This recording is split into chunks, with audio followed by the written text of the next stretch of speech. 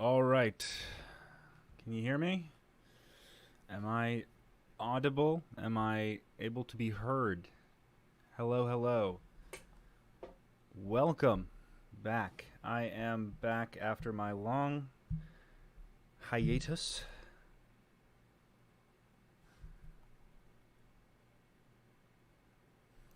All right.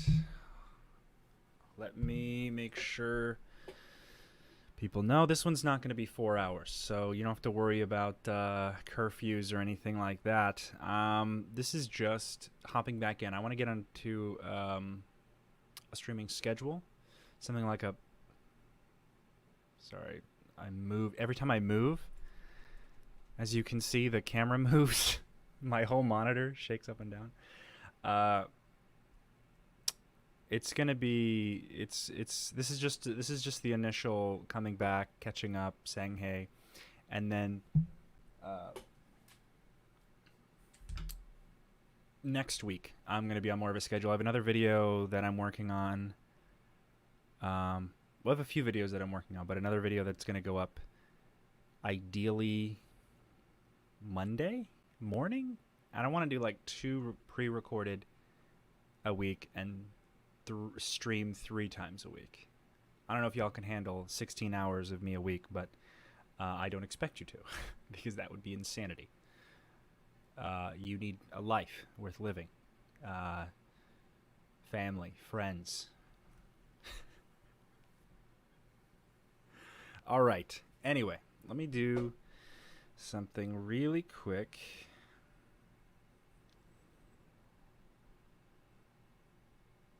Oh.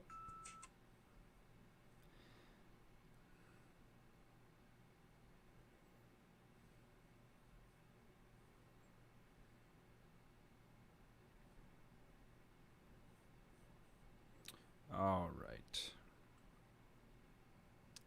How we doing? Clearwater Chad. What's up, dog? 5 hours Chad prefers. Well, what Chad wants, Chad will get.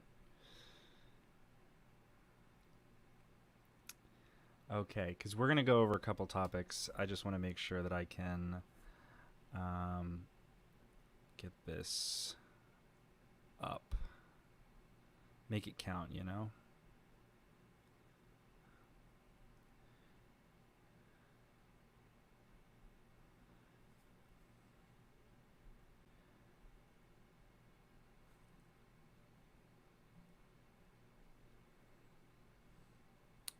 Okay.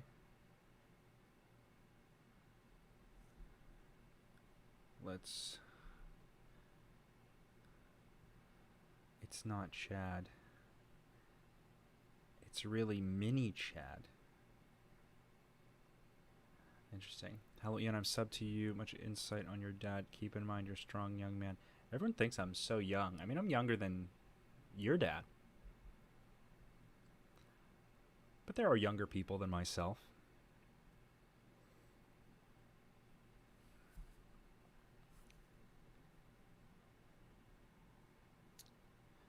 All right. Copy.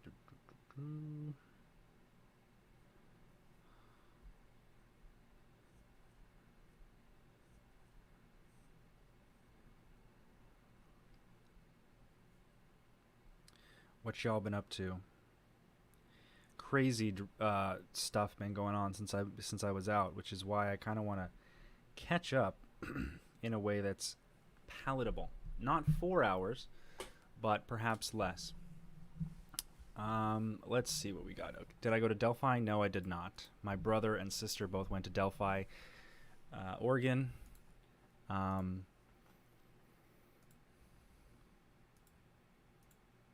And both of them turned out about as bad as you would expect. All right.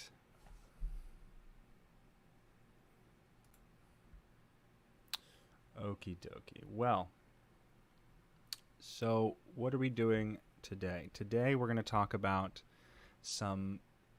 Well, the first at the outset of this stream, I kind of want to talk about something that's like not well defined,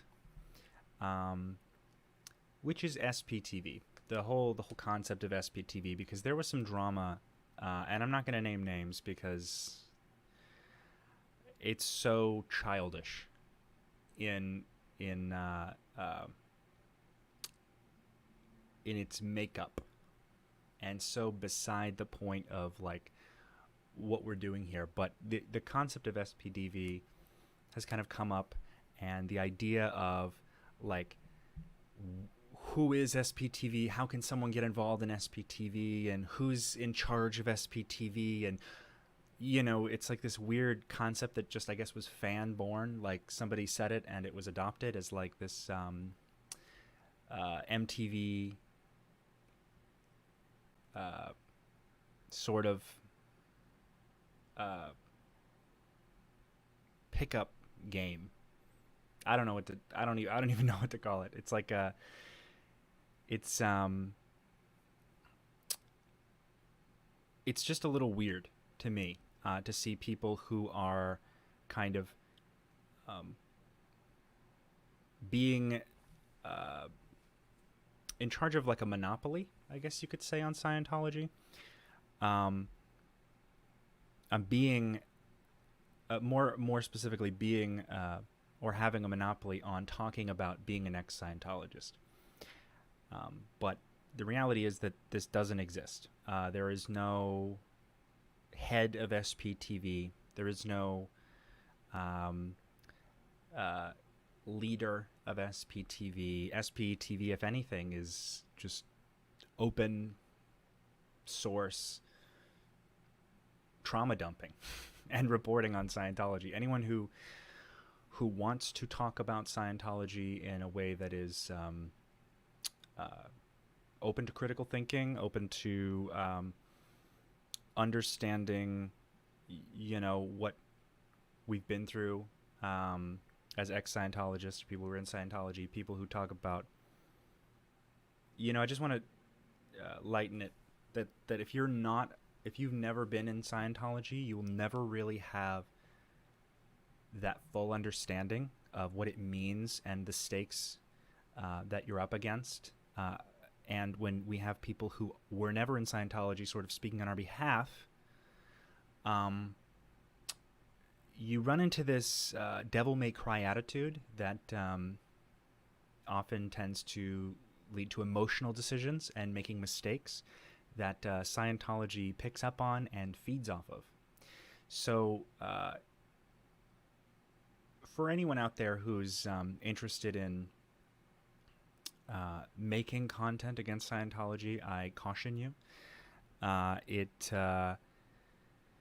might be troublesome to get off the ground because governments are lazy when it comes to this topic, especially the American government. The U.S. government, honestly, needs to give more of a fuck about Scientology. They need to hold them accountable, and this is not something that's happening. I mean, Serge Delmar and I had this conversation on the last SPTV broadcast on Monday, and he's a very in-the-know guy. He definitely caught up when he left Scientology. He educated himself very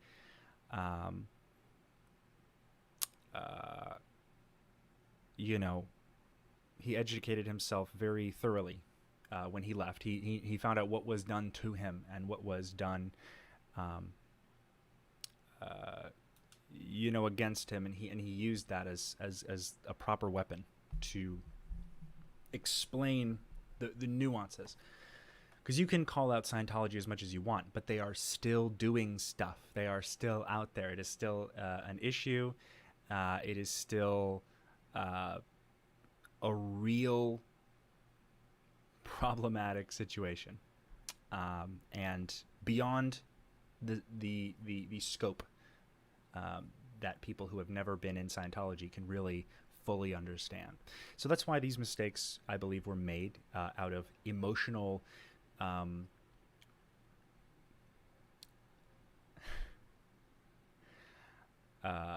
an emotional sort of necessity for certain people to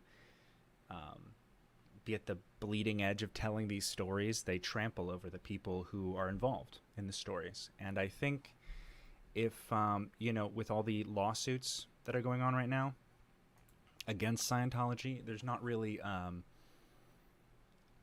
room to not take accountability for these things. And some Scientologists online have also responded in ways that are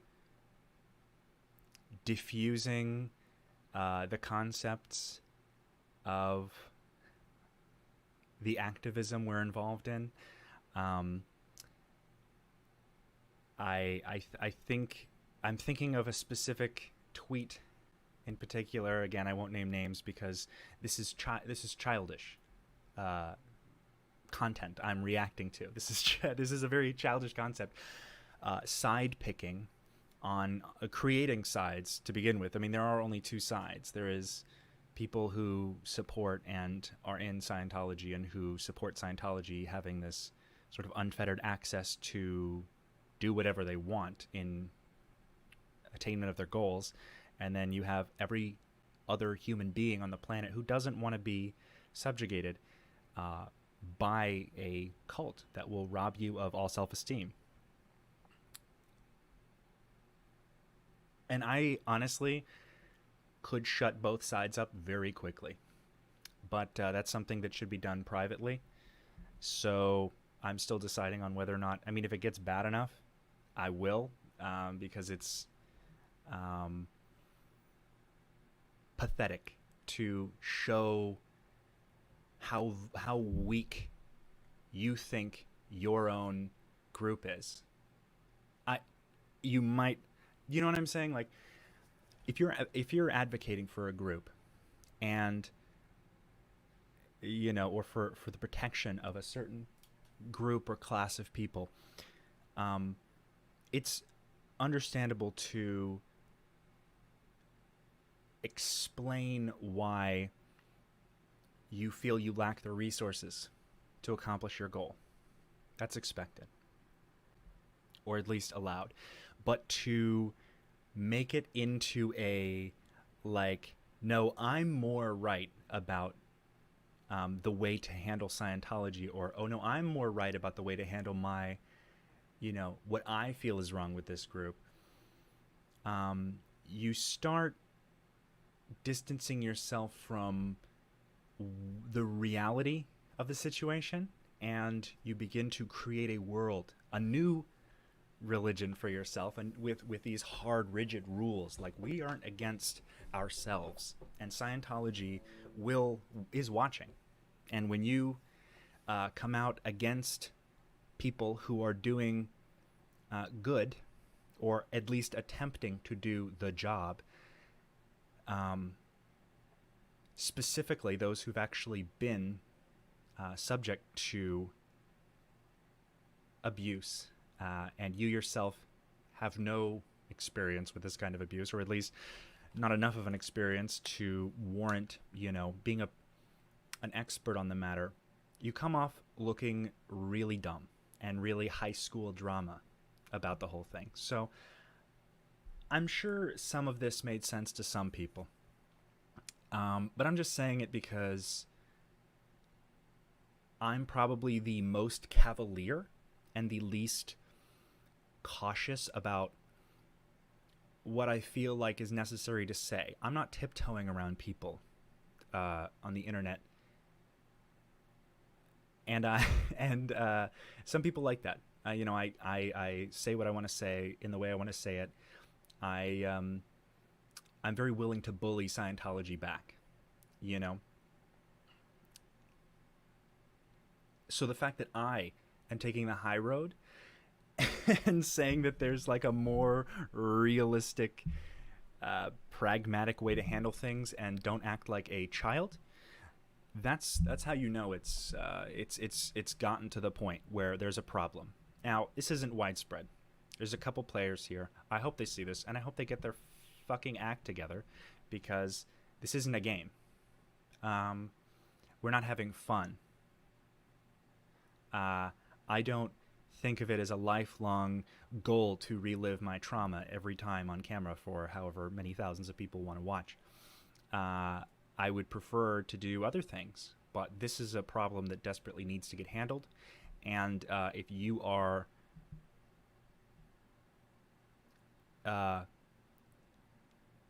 if you can't just talk to people, if you like, let me just phrase this properly. If you feel like you need to declare like infighting, or if you feel like you need to promote the denouncement of certain people, or even if you feel like you need to disconnect from people who are fighting your fight, think about, like, are you in a cult or are you not? You know, I feel like the isolation of our own comfort is a common reaction. You want to keep yourself protected, so you distance yourself. That's fine. I do that. When I get upset, I'm like, I'm going to go outside. I'm going to cool off. I'm going to take some time. My emotions are high. I need to cool off. You don't make emotional reactions in this business. In this business, like it's the pictures, see? No, you don't make emotional reactions in this field without taking risk. So for those who this is directed towards, you know who you are. Knock it off. And let's get back to knowing who the actual bad guy is, because it's sad, and it's very childish, and I'm doing literally everything I can to just not shotgun blast a hole through this whole dramatic contextual bubble that I'm obscuring. I just felt like I needed to say something, because I can't be the only one who's like, I mean, I haven't made as much content as I'd like to. It's just weird. It's weird that y'all want to stir up extra drama when we're literally trying to tackle a human trafficking cult that protects pedophiles and rapists. You know, it seems like there's a pretty clear enemy in this whole scenario. So let's just get back on track, okay? Okay, and so that's just all I'm going to say about that. I do not feel bad for people who get their fifis hurt. You know, it's something that's happening to all of us, and we have to be better for those people who cannot protect themselves. Does that make sense? Anyway, on to some questions. I'm hoping that I can bounce back to a normal schedule. It's been definitely very bizarre for me in the past few weeks.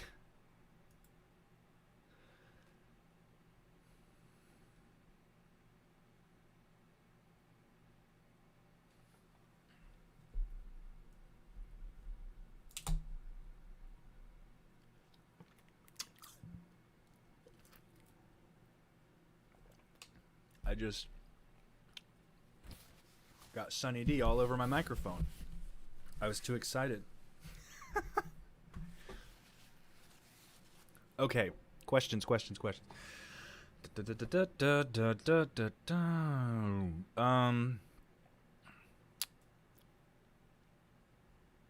do we got? Do you think there's a real OSA people?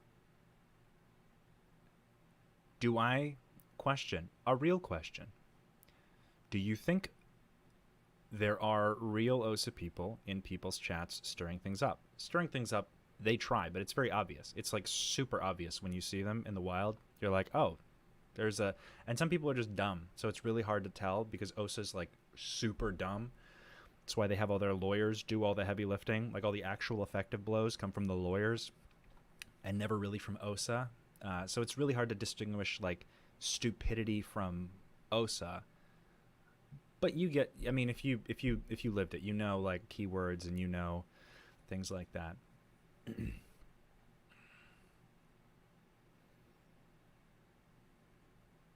Osa Nostra. Yeah, the infighting is sad. Infighting is unnecessary, and you really can't let it slow you down, because it's literally only for Osa's benefit that you like shun people and pick sides.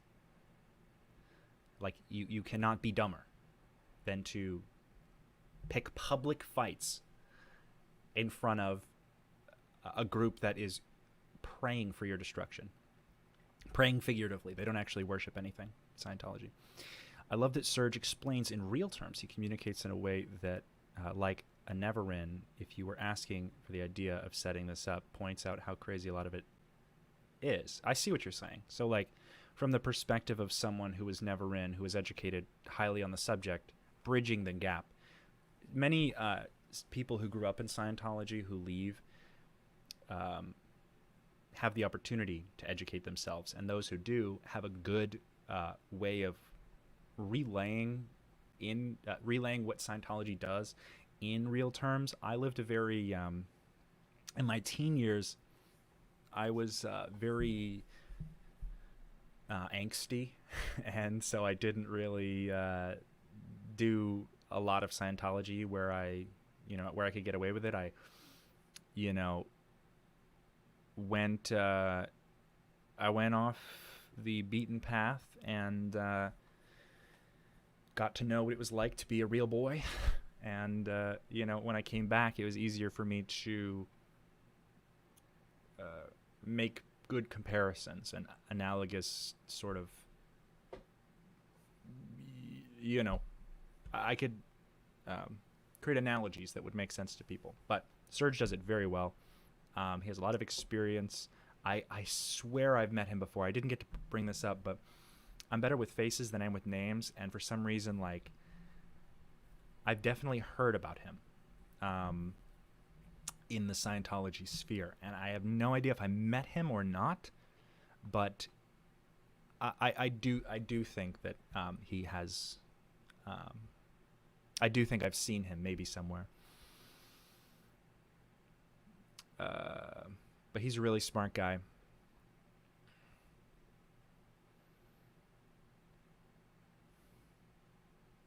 Ian trying to be level-headed on the internet. Wow. Yeah, honestly.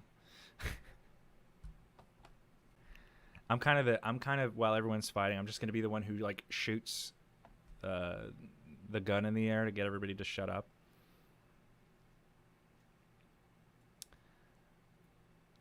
I remember seeing some kind of documentary of LRH when I saw him in that skipper cap and I heard his voice. I said, oh, hell no, I will never have anything to do with that stuff. That's called good intuition. I feel like that's born in or something. You got to get, like, certain things you got to get real early on, or you're just like, you're real subject to falling into that kind of stuff.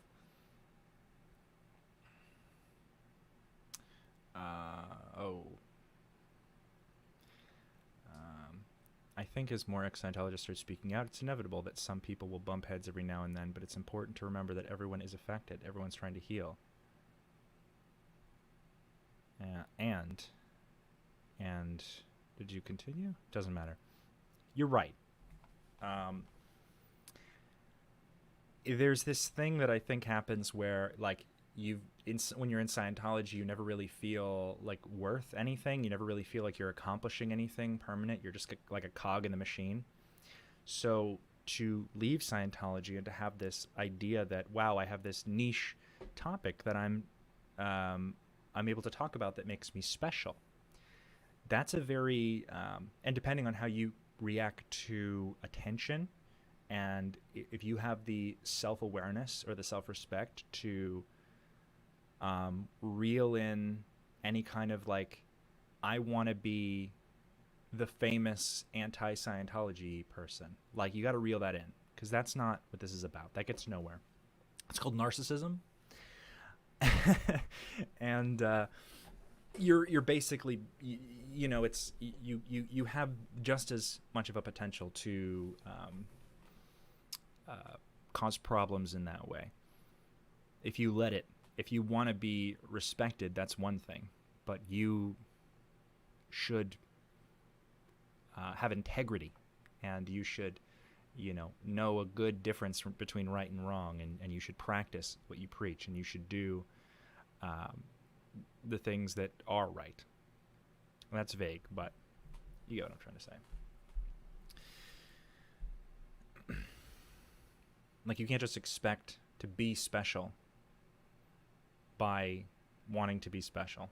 Does that make sense? You might feel special, but I think there's millions of people feel special.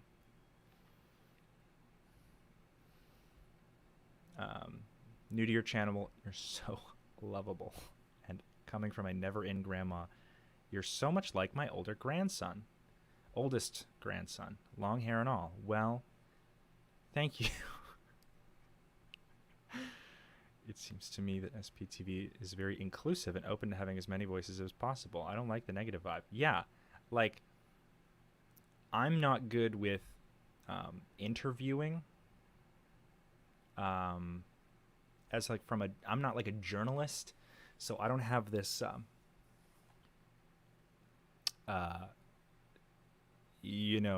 interview bone, really. I'm bad at doing interviews, I feel, but I have seen how inclusive it can be. I just think that there should be more of an open accessibility to getting the stories, spread far enough to where people even know that they're allowed to talk about it. I don't think there's many Scientologists. I mean, there's not many left, but I don't think there's many Scientologists who know that, how few options they have in being able to get their story off their chest in a way that, brings them relief.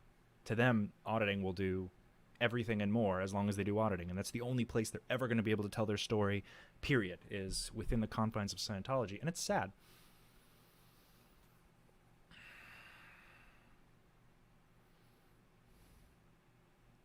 I saw something in the comments here.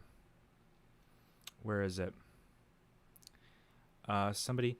Ian, do you think CCHR is right on some things? Like, too many children are labeled mentally ill, maybe some aren't. Just curious what I think. I think that Scientology, because it has so little to do with reality, and it is so within its bones targeted to manipulate and to take control of for its purposes,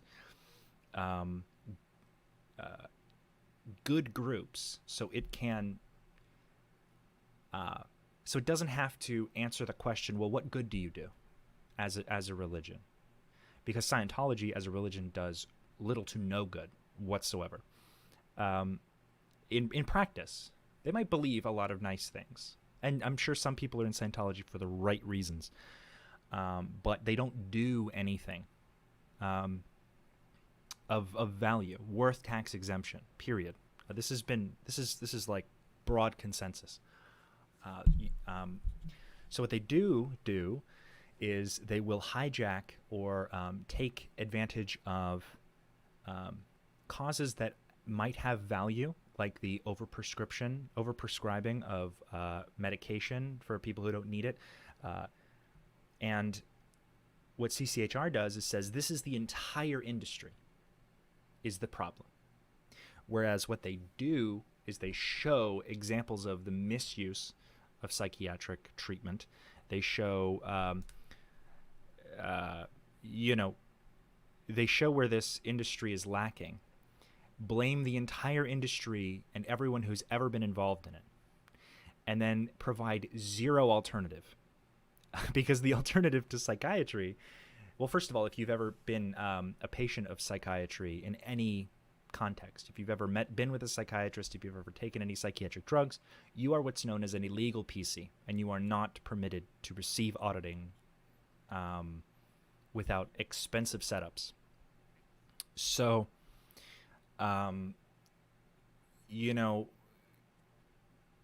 they provide zero alternatives. So what CCHR actually is just a front group that sort of just opens the door to, for people who don't understand why they should give Scientology money. They instead are giving CCHR money because CCHR is doing good when they're not. Not an actual good. They're doing a presumed good by their own actions, but they don't actually have like an end goal. They don't actually know how to reform psychology. They don't even know they don't even know themselves what the actual problem is and why people, like, they think it's so awful, and then you're like, well, why? Shouldn't this group who's doing good know why they're doing good? But right behind it is Scientology, and everything Scientology believes and says is the truth to them. So to boil it down, you have Scientology putting on many masks with bigger and bigger smiley faces, so you think that they're nice people.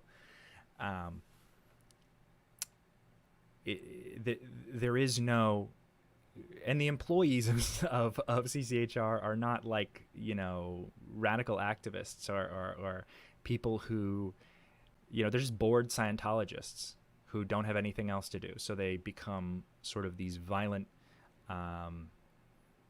like one-track mind employees for CCHR, and all they do is, make hate accounts and file lawsuits. It's like very easily could a group like CCHR set up proactive policy if they wanted to ensure the regulation, the proper and evidence-based regulation for an industry like psychiatry, which I think would be fantastic, but they're not going to do it because that's not what they want.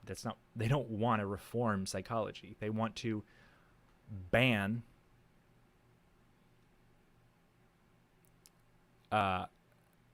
all mental health services in the world, because the only mental health that works is Scientology.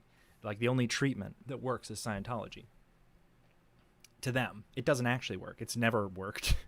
Many Scientologists end their own lives, and we have evidence of this. I mean, this happens all the time. Google it. But yeah, I don't think it matters whether they do some good. I think the amount of bad Scientology does as a force and as a group, coupled with their intentions, kind of outweighs any good that could be done by one of their, tax-exempt offshoots. All the money goes straight back to the IAS, by the way. No money stays in these organizations. CCHR, fucking volunteer ministers, Youth for Human Rights, which is literally just like a covert recruiting mechanism for Scientology, pretending to care about children and human rights of children. The only human right that they care about is the right to have impunity as a religion, as a tax-exempt religion, by lying. So, there's really no amount of good they could do at this point without kicking out David Miscavige and a lot of other people entirely to ever have it be worth the value that they claim it is.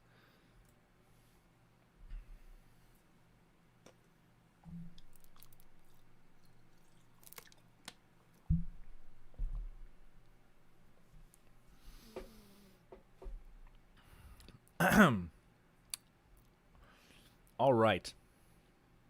Thank you for the question.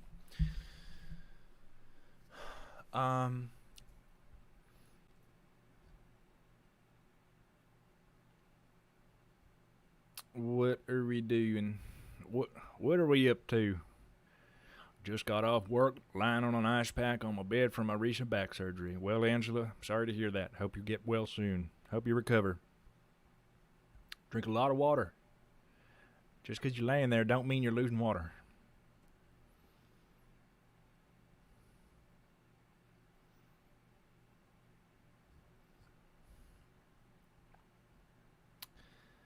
Let's see. Let's see. It's like discussing cheese. A small number of people have made it. The rest of us haven't. Liking cheese doesn't make you the same at all. It's just one common goal. Liking different kinds of cheese. Like the cheeses will have different flavors. But you know, if you like cheese, you like cheese. If you don't like cheese, well, in this context, you're in a cult. It's the occult apologists that I actually don't like in like a real way. Like, I don't hate anyone. I don't even hate Scientology. I think Scientology is a symptom. It's a symptom of the mental illness that is of certain mental illnesses that coagulate and, you know, get stuck together, and a bunch of people with, you know, this mental illness they need to manipulate on behalf of these other people. It's like I have a whole video that I've been working on for a few months, actually, that I want to draw a line from the unaware and how someone every step of the way gets manipulated and brought into Scientology, to show you kind of how the NXIVM documentary, The Vow, gave people a very real example of how, like, the interpersonal you know, nuances of coercive control happen. Yeah, you know, you think, oh, that would never happen to me. It could. It would. It can. And you should educate yourself on how, so you can actually say that and not just sound like you're generalizing. You know what I mean? So I think we'll get somewhere.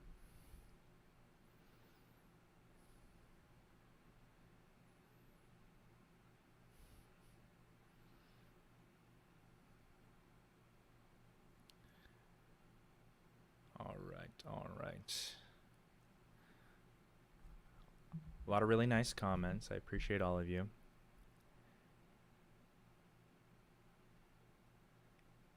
Isn't it true that you're just peanut butter and jealous of daddy? Peanut butter and jealous? What are you, 6 years old? Oh my gosh, that's actually pretty adorable. I agree. You don't make emotional reactions on YouTube like this without consequences. People need to grow up and focus on the purpose. Absolutely. Absolutely. Couldn't have said it better myself.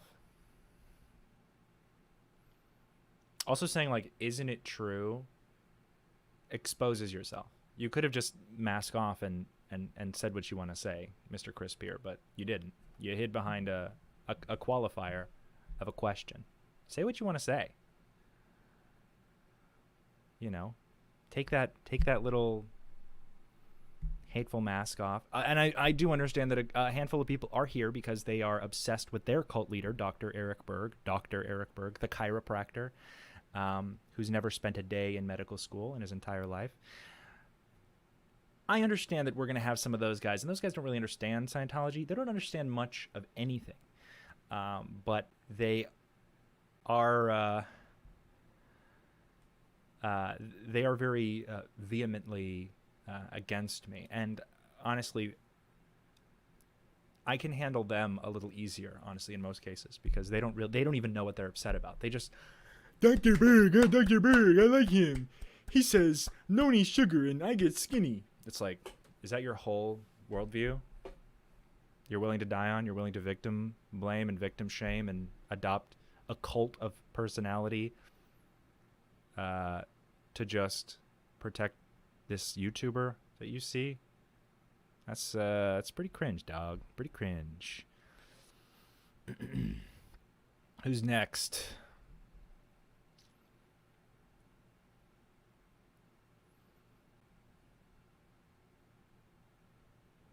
I feel like I'm missing something.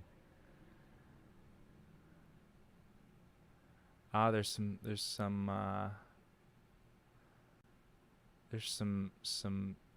yeah, I missed one of the comments. I guess somebody's being a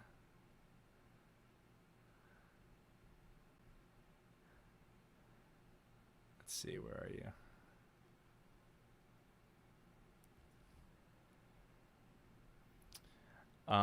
Yeah, I'm gonna get some weirdos in here for sure.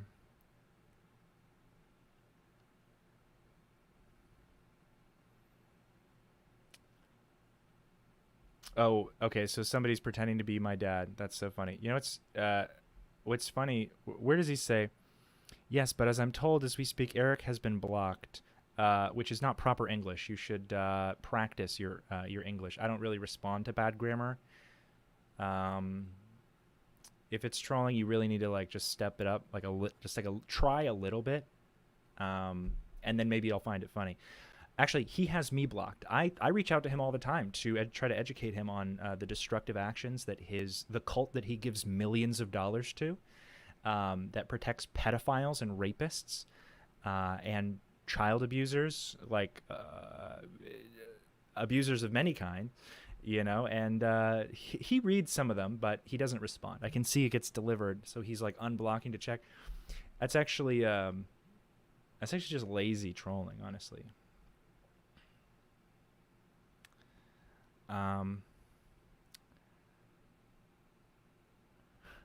Buddy, I'm neutral. I have no opinion on this. Yet here you are.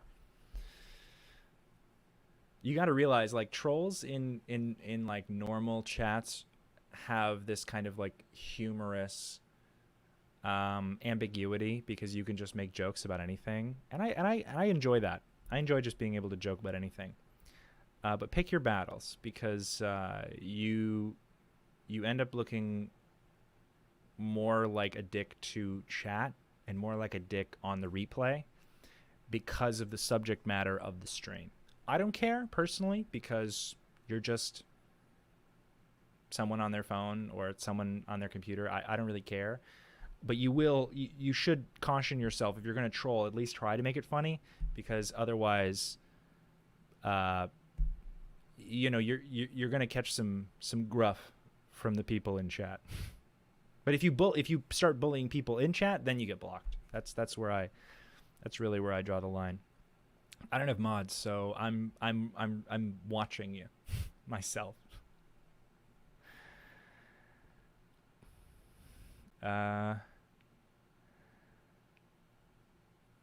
Oh, somebody asked me if I had talked to Mike Rinder. I don't know if you mean recently. I have reached out to him. I just let him know. I sent him my a message. I told him I was rooting for him, and he responded to that. So he knows. We don't like talk every day or anything, but we talk sometimes. He's very helpful, very, very, very helpful, especially when I'm trying to make videos and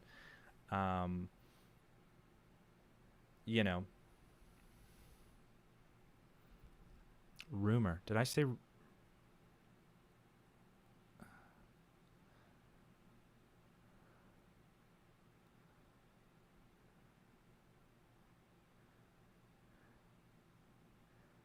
I feel like the chat's going so fast. I'm like missing all the good stuff. Not the burgerists. Oh, Holly's. Oh, I see. Holy Amor said rumor. Roomer. This is what I'm saying. Like, if I can't even read it, how am I supposed to laugh at it? Best to be yourself, or else viewers' BS meter goes off. Oh, that's not them. I thought that was them. Doesn't matter. I love that anyway.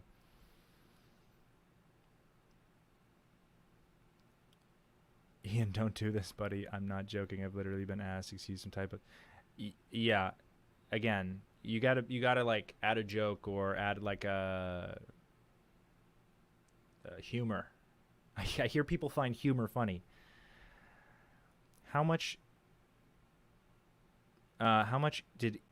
evil? Here's a good one.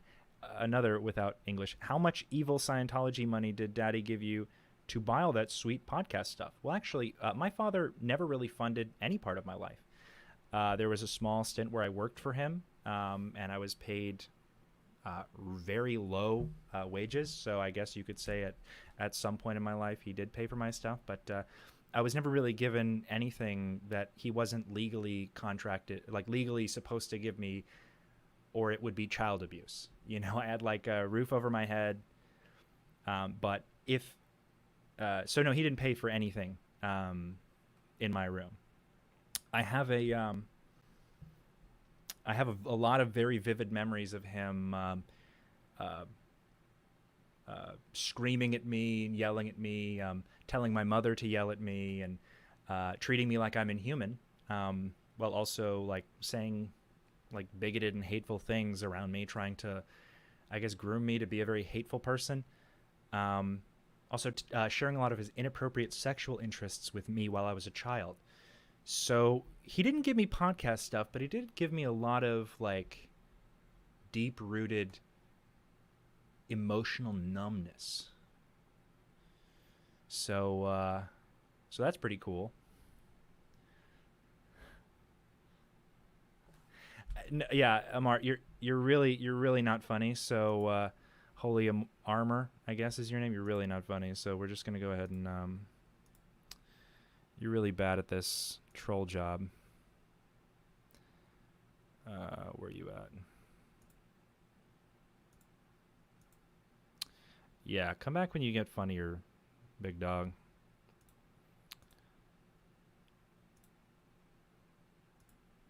Bye-bye. And we're good. Okay. What's next? Let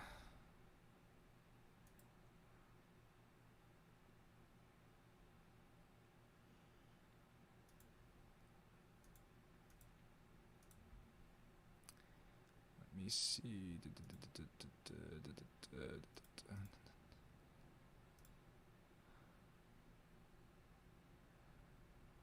Yeah, this dude's kind of a schlub. And it's okay to be a schlub, but there's nothing worse than an unfunny troll. You know, when it's just like a little gnat in the room. You can't really see it when it goes out of where the light's hitting. You know, you're just like, what the hell is that?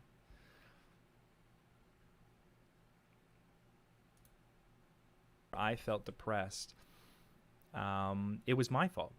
Because in Scientology, there's this little phrase, and all cults have this. You'd be surprised.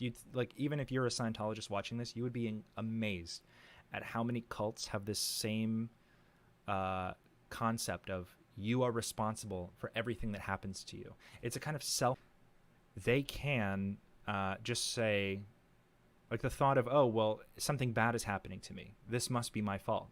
So I should work harder. So I should push myself. This is the enclosed thinking that many cults, I'm not going to say all cults, but many cults have.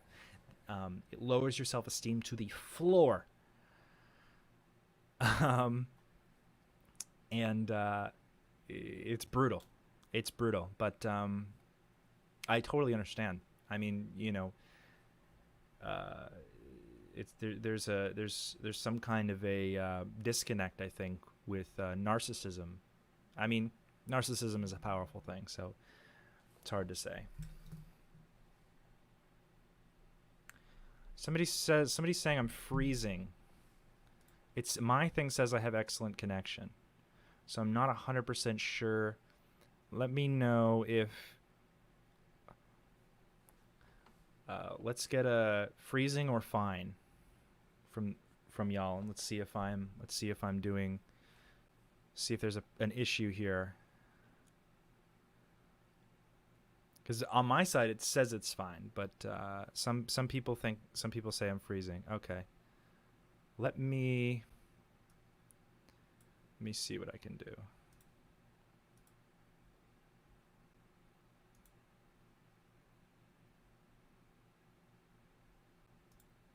Oh, is this because? Okay, good.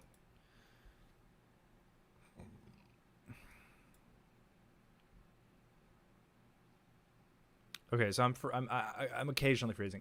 If it gets too bad, let me know. I can adjust some things, but I think we should be fine.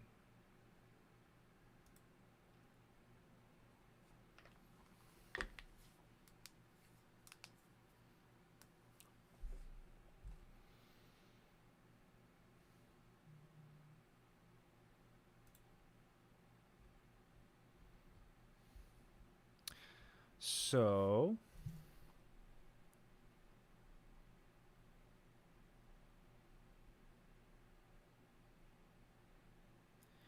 the next thing we're going to do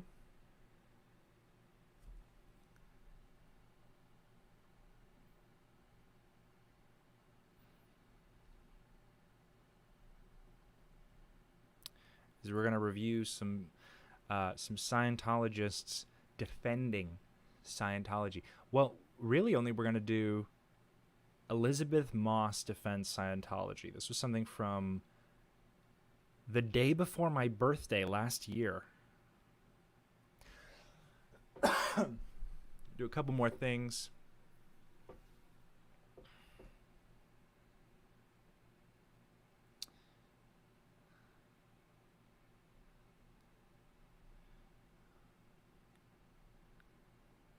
Okay.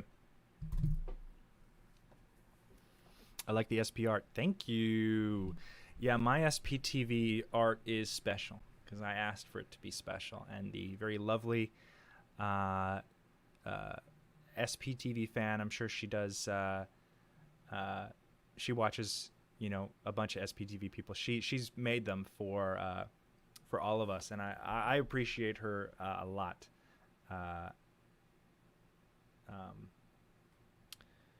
I noticed it a lot. I'm sorry, lost my train of thought. I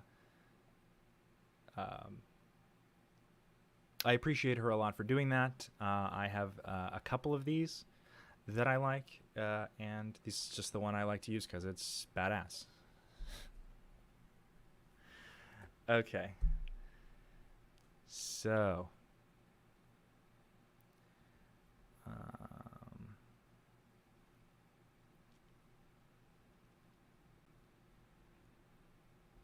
Moss is the PTS to the physical universe. Oh, Moss is PTS to the physical universe because she's a celebrity. Celebrity definition is a degraded person. They always want attention.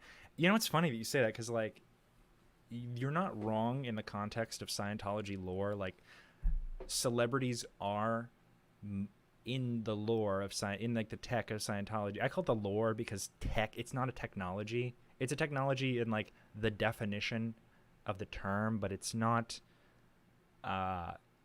You know, it doesn't work. It doesn't do anything.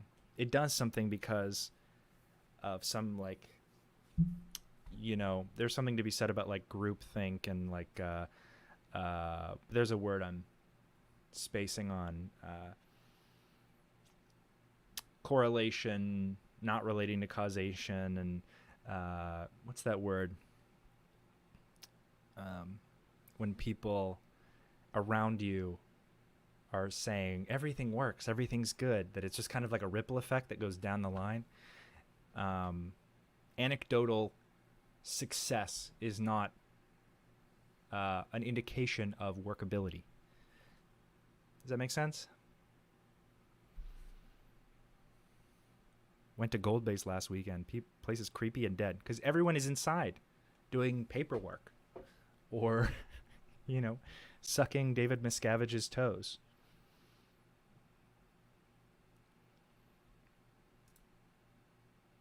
All right.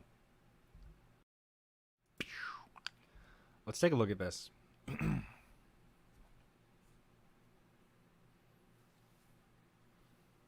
Oh, but yeah, like, so Scientology, you know, the lore, celebrities are on the outside of Scientology's protection. They are open to millions of voices and millions of questions. So they have like it's a presumption of risk.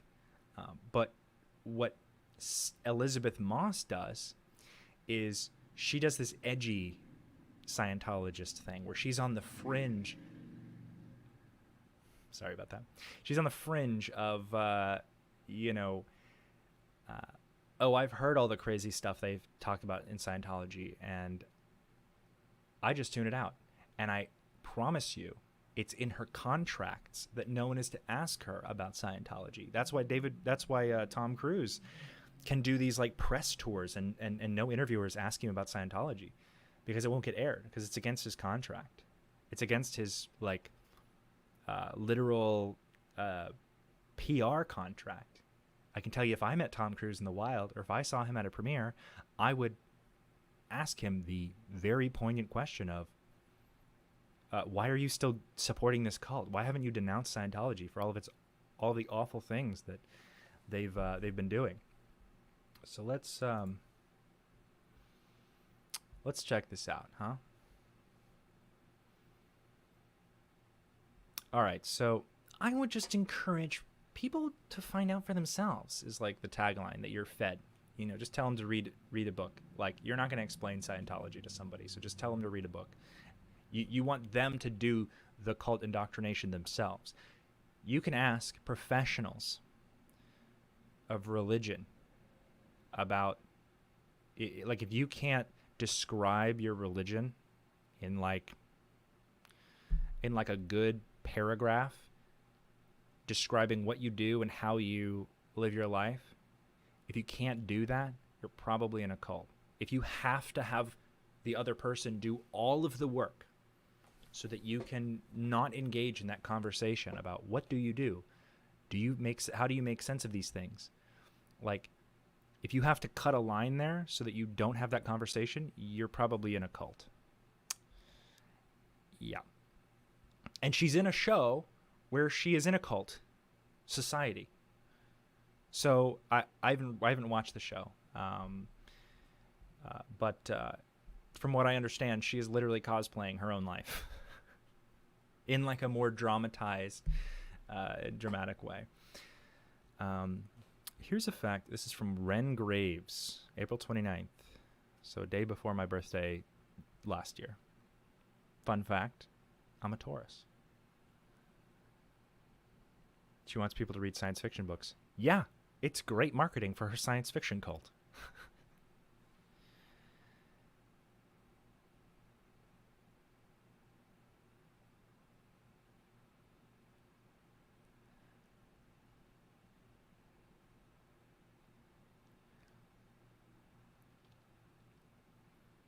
I believe all organized religions should pay taxes. Well, one gypsy, we're in the same boat.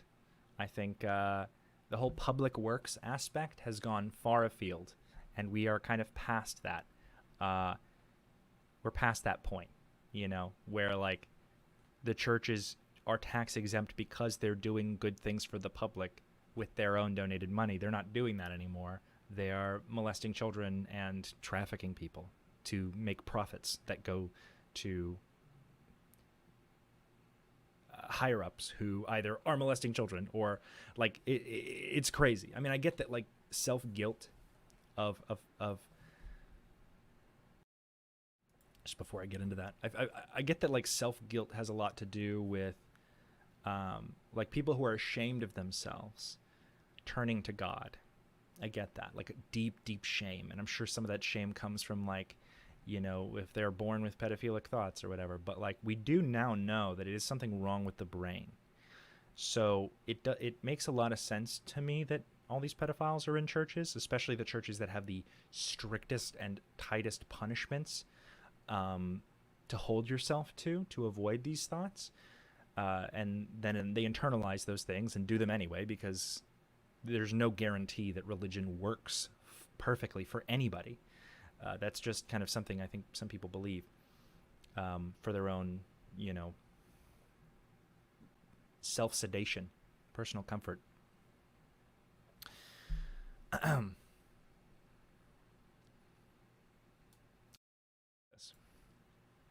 Like, it makes sense to me why they're there. I just don't. I just think like you should be able to weed those people out, and there should be more mental health support.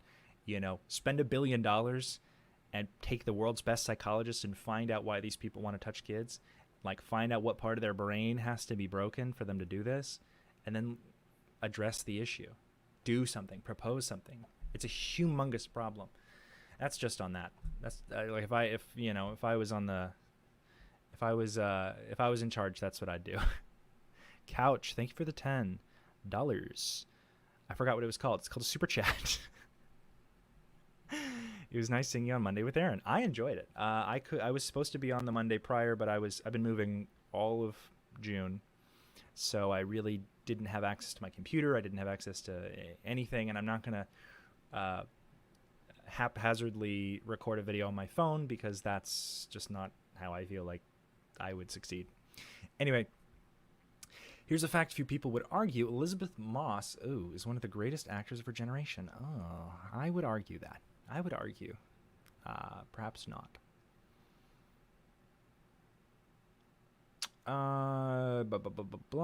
Many ex-members of the church. She's a Scientologist. Oh, he doesn't even start by saying she's in Scientology. Many ex-members of the Church of Scientology have alleged a culture of abuse, of exploitation and abuse. Now Moss, one of the most prominent practitioners of Scientology, has granted a lengthy interview to The New Yorker, where she not only delved into her craft, but also defended her church from critics. It's so hard to defend Scientology. People who do defend Scientology rarely do it effectively.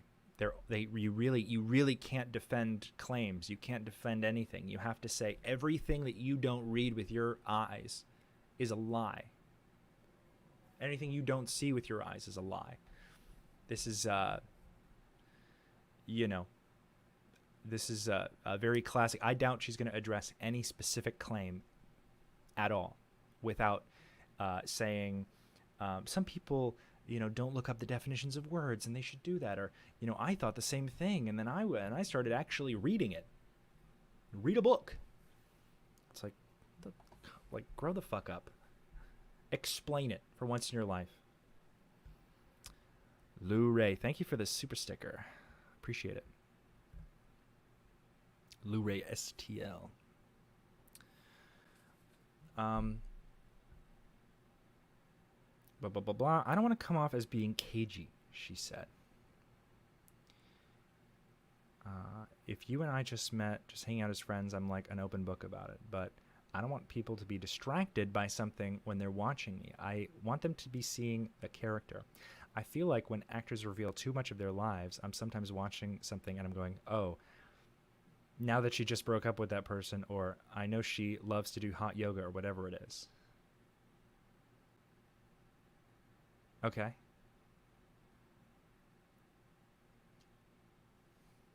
She doesn't really end that sentence well. I feel like when actors reveal too much of their lives, I'm sometimes watching something and I'm going, oh, I know that she just broke up with that person, or I know that she loves to do hot yoga or whatever it is. Okay. Interesting place to stop the sentence. Catherine Olson, hey, how's it going? Moss said of Scientology, it's not really a closed-off religion. It's a place that is very open to, welcoming in somebody who wants to learn more about it. What did I say? I think that's something that is probably the most misunderstood. Deflection. You gotta tune yourself. You gotta be prepared. You gotta train yourself to see where they're not answering the questions. How do I feel about being a Scientologist? I just feel like nobody knows what it is. And they want to ask me about it before they just go into it and read it and pay for it. So, I just don't talk about it.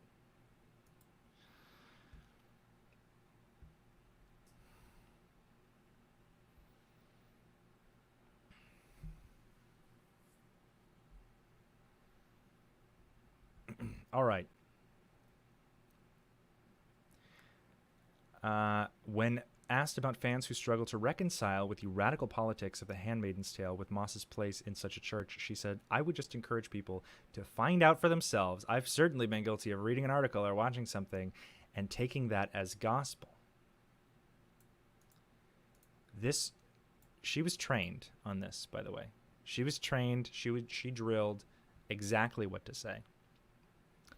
And taking that as gospel, textbook Scientology bullshit. OSA bullshit. She added, and obviously something like religious freedom and resistance against a theocracy is very important to me. Again, she hasn't answered the question. Moss also addressed two recent controversies that could be traced back to the public's uneasy acceptance of her religion. She was nominated for a television, blah, blah, blah, blah, blah. And one of the night's winners was Leia Remini, a Scientology defector who was recognized for her docuseries Scientology in the Aftermath. Afterwards, some outlets reported that Moss left the room during Remini's speech. So it's not really closed off. You're just never, ever, ever allowed to listen, look at, talk to, or hear from anyone who remotely disagrees with your strict, indoctrinated group and their rules and their anything. You have to remove yourself from receiving any information. But it's not a cult. It's, I just like freedom of religion. That's it.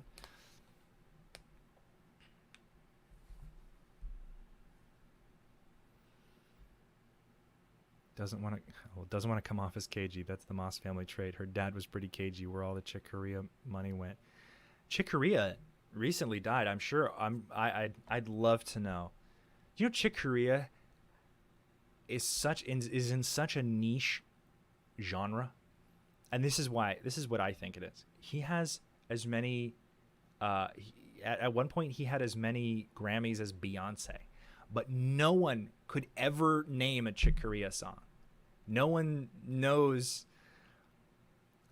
Like, you couldn't name a Chick Corea song, or if you've never heard a Chick Corea song off the top of your head, who's giving him these Grammys? And I think it's just he's in such a zoned niche of like music production.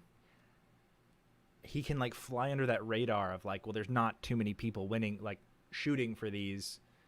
You know, he can just step up and like, oh well, he made the most in this genre. Isn't that crazy?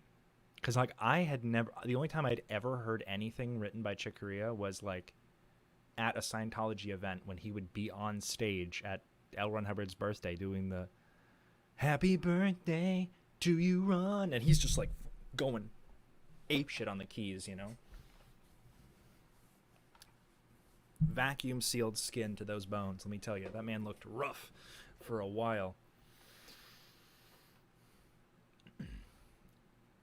Beans Brown, appreciate the super chat. Actors make great Scientologists because it requires separating yourself to play a role and memorizing tons of texts. I agree. I think thanks for your channel. Thank you for the super sticker. I really appreciate it. I think like the amount of disconnection, a lot of people disassociate, and I don't think that's a bad thing. I think it's a reaction. I think there's a lot of natural responses to trauma. But when you justify it and you reallocate it to like, you think you know why,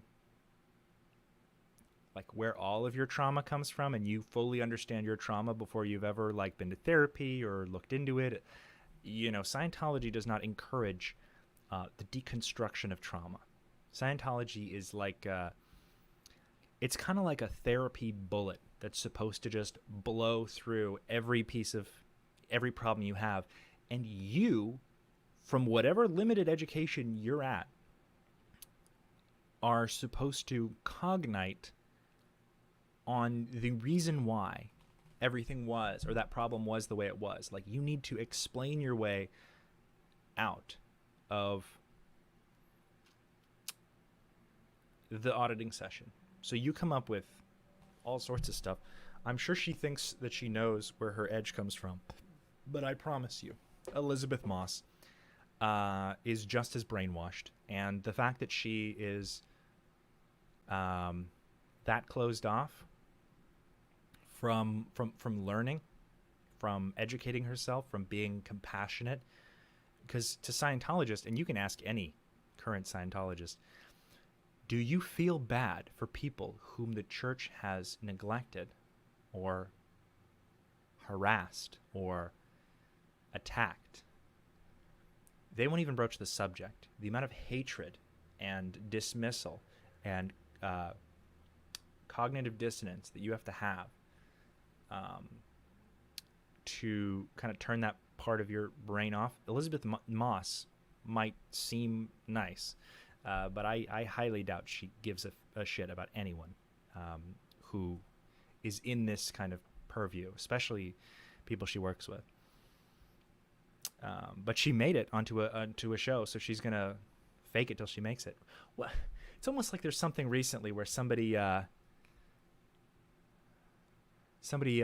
was found out to be a very awful person behind the scenes, but it was almost impossible to find any wrong in them before. And I don't need a ukulele to tell y'all that Scientology is bad, but I think Elizabeth Moss might.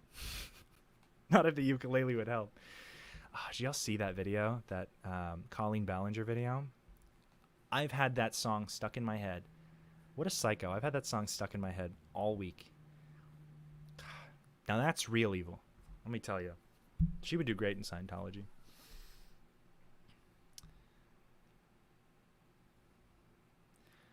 Thank you, Ian. You're the first person who commented on one of my chat. There are 3 others who reply: Amy Scobie, Blown for Good, and one other, but never a while in chat. Well, I mean, y'all are the only people I'm talking to at the moment. When this gets posted, sure, other people will see it, but I like to make sure everybody, I do see everybody who's in my chat, but you're who I'm talking to right now. If I'm making a pre-recorded video, I may be thinking about he or she or they who may see it and not specific people. But here it's a little easier for me. I don't really mind going through all of it because there's so much, and it's a good way for me to also bridge into other topics and to know what I want to talk about. Okay, so back to this. When she left the room during her mini speech, I went to the bathroom. Moss said, I wish it was more exciting than that. As for Remedy's subsequent claim that the church has forbid Moss from speaking to her, Moss said, I've never received any requests to talk to her. So there hasn't been an opportunity for her to say that. I don't know her that well, so it's not like we're friends. She did not answer the question. See that? She didn't say, Scientology has never asked me to do that. She said, I have never received any request to talk to her, so there hasn't been an opportunity for her to say that. Which doesn't matter. She's not the one asking her. Somebody else asked her that. I don't know her that well, so it's not like we're friends. You gotta really look for the details.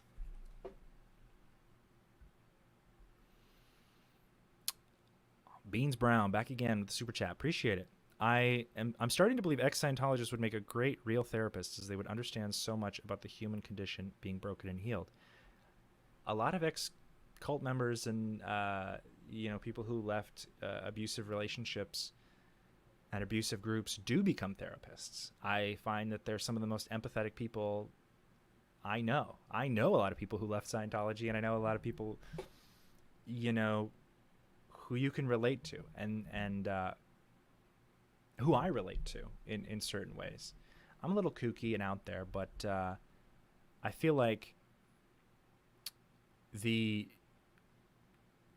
effort, when you have been hurt in when your brain has been hijacked, when you've been like a puppet of like a group that uses you to do its dirty work, you feel you're a little more used. The sock puppet is deflated and frail when the hand is removed, and you're no longer a puppet afterwards, and you get very angry. There's a lot of anger that is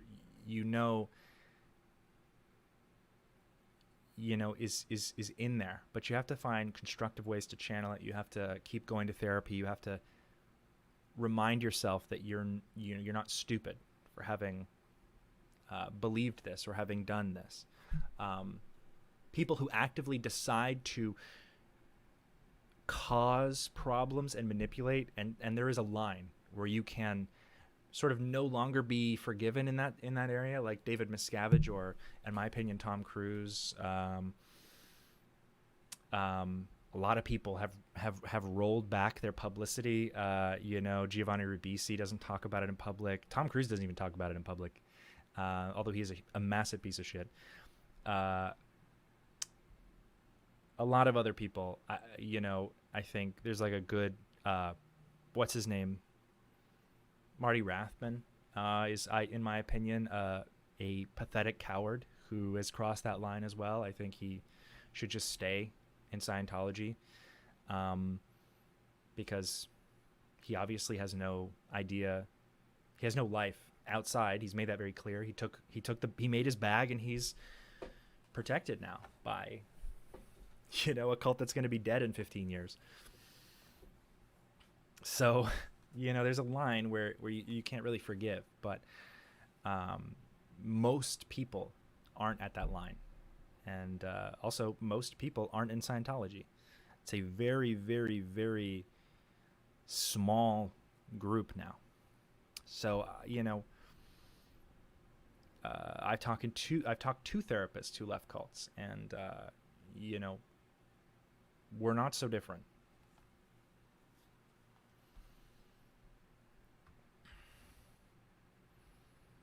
Marty Rugburn from kneeling before his dwarf master. Oof. Yeah, Marty was whipped, but he made his choice. He made a decision to abandon and betray the people he was trying to protect, or he assumed to protect, and he left.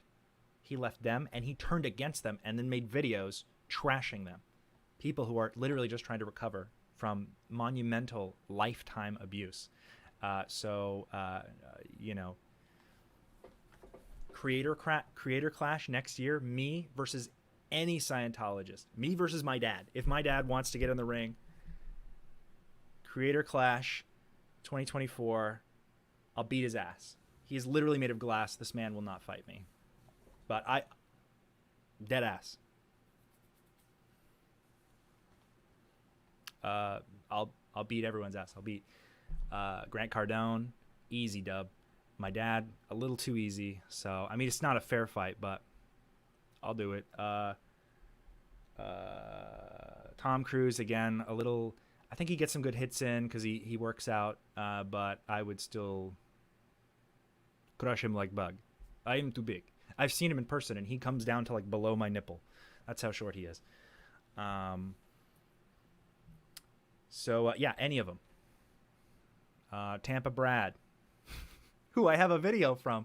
Actually, let's just move on, all right? Because I have some things I want to get to. Y'all get the idea. Let's just get through it. Get through this. That same year, Moss won an Emmy for The Handmaid's Tale. In her acceptance speech, she thanked her mother for teaching her that you can be kind and a fucking badass afterwards. Afterwards, the Hollywood Reporter ran an interview with an ex-Scientologist who claimed that swear words are how Scientologists speak down the tone scale to less enlightened people. That's pretty funny. I mean, it's not wrong. It's true. How tall am I? I'm 6'4". That pissed me off, Moss said. That was a really, really big moment for me, and it was a really big moment for my mom and me. My mom, who has supported me through the years and been such an incredible mother to both me and my brother, and to tell a lie like that about that. I didn't deserve that, and it was wrong. End of interview. Literally, she has said nothing of value this entire interview. Like, put effort into it. I'm never going to meet Elizabeth Moss. And if I did, I wouldn't lie to her. I would as a person who grew up in Scientology to another person who grew up in Scientology, I would say, what the fuck are you doing? You can't say you have a Tampa Brad video and then say, let's just move on. Is it a custom purchase from his wife's OnlyFans? Which is true. Tampa Brad does pay for Scientology by his wife's OnlyFans earnings, which I honestly wish mattered at this point. I think Brad's kind of on his own. We're gonna jump into that next. I'm gonna skip what I had because it's not. Neil deGrasse Tyson said some ignorant things about like, oh, people should just believe whatever they want. You think Scientology's crazy? Well, blah blah blah blah blah. And it's kind of it's kind of against. It doesn't really matter because he's not addressing what the real issue is. Not a lot of people know. It's not about the beliefs. It's about the actions. So, I'm gonna skip that because Neil is a theoretical astrophysicist, and I am a non-theoretical, literal cult survivor. So I don't think that's gonna like. I think those might bounce off each other.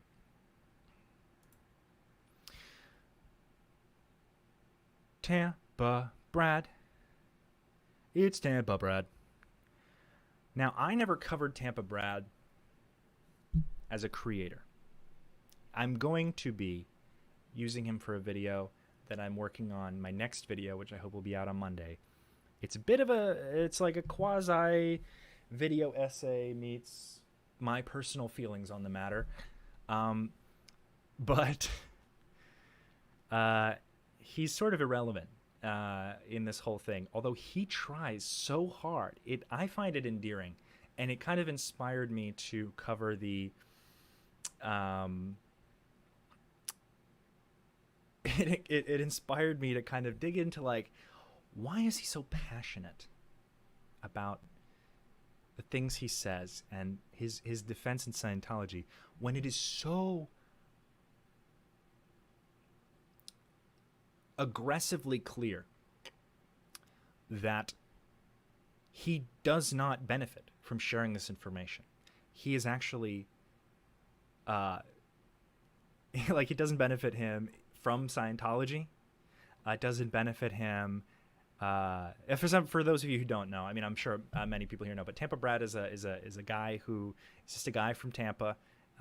He was recruited into Scientology by Grant Cardone, and he has been using kind of his, I won't even say his platform. He has like 1.2 thousand subscribers, 1.26K on his YouTube channel. And ladies and gentlemen, let me tell you, there is no Tampa Brad does not hold a candle to SPTV's own Clearwater Chad, because Clearwater Chad, obviously, he's a favorite of us around here. We make him feel at home. Shout out Clearwater Chad.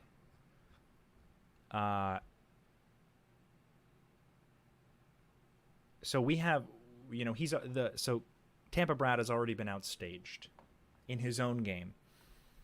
But Tampa Brad has a lot of problems, and I would direct you to watch Aaron Smith-Levin's channel on Tampa Brad, because he's covered him way more than I ever planned to.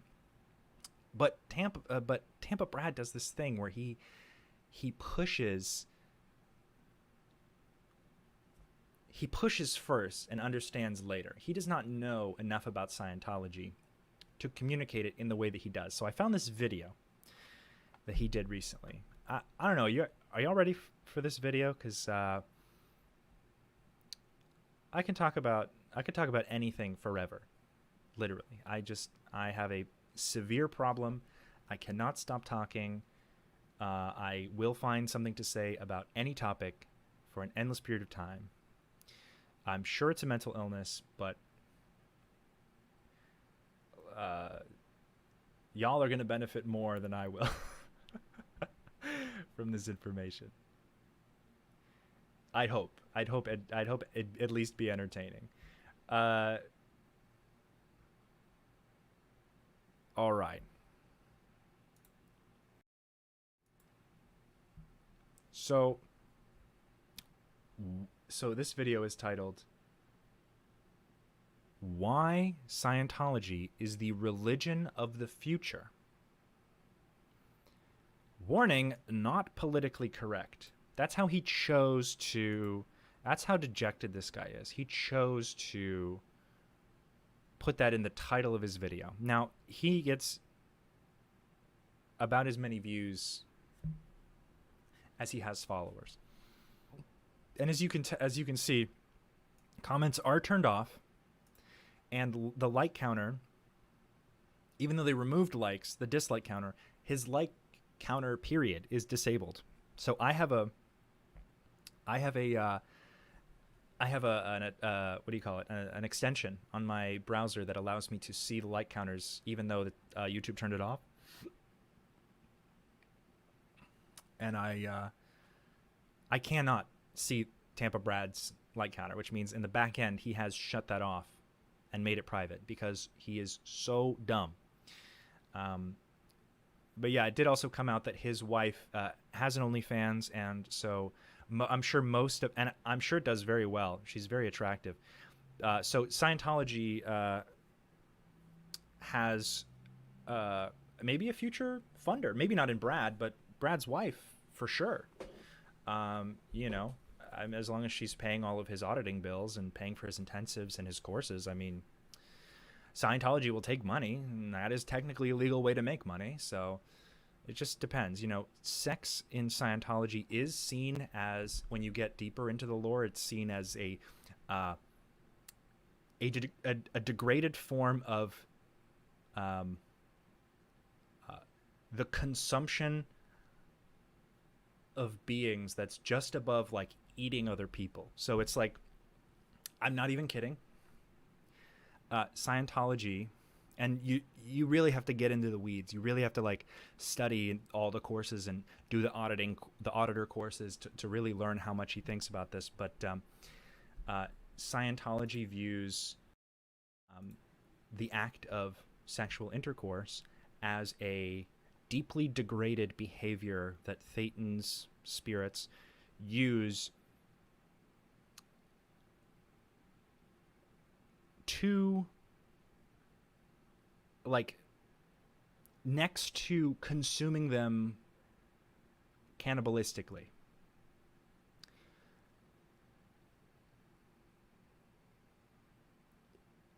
And I don't know how to sugarcoat that, but there is like a scale, and sex is on the scale.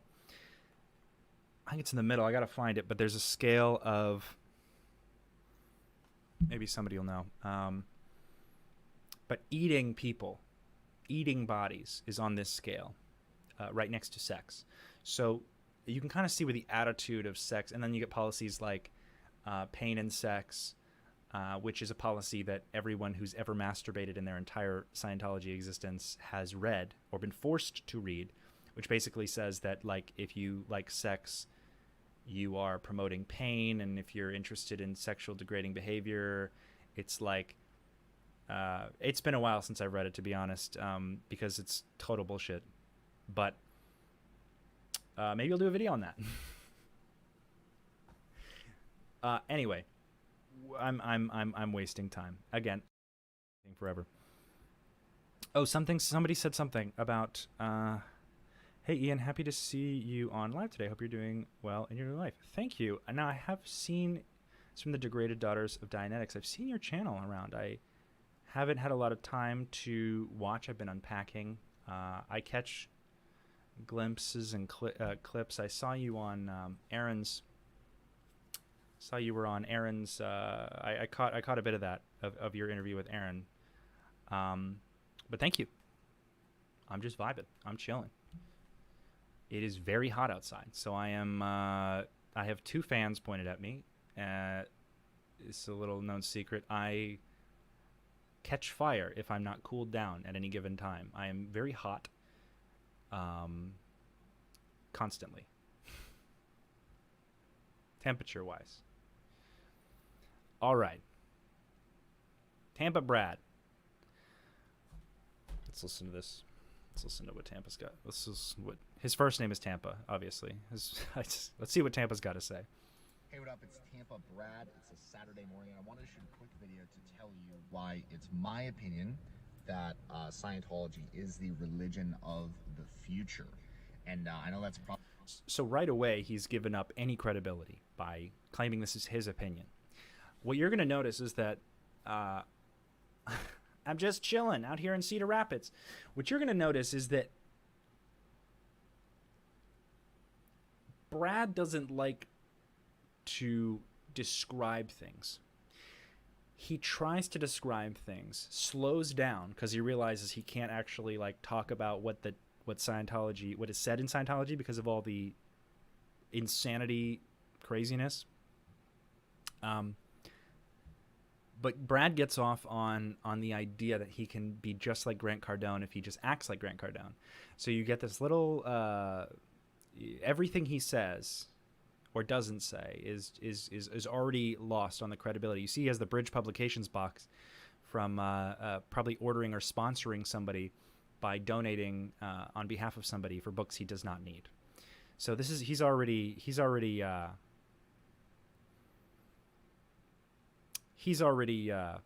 lost credibility in my eyes. But you'll see, he doesn't really answer. He doesn't really say anything. But I just love this video. Probably a very big, bold claim. Can y'all hear it okay? But I want to explain to you why I think that is. And it's like really just three simple reasons. Number one is it is not exclusive. And I know that's actually a big misnomer that a lot of people have. A lot of people kind of get this impression that it's exclusive because Scientologists don't talk to the media. No, let's let him cook. If you go and try to talk to a Scientologist, they will talk to you, but we don't talk to the newspapers because that's just not a constructive place.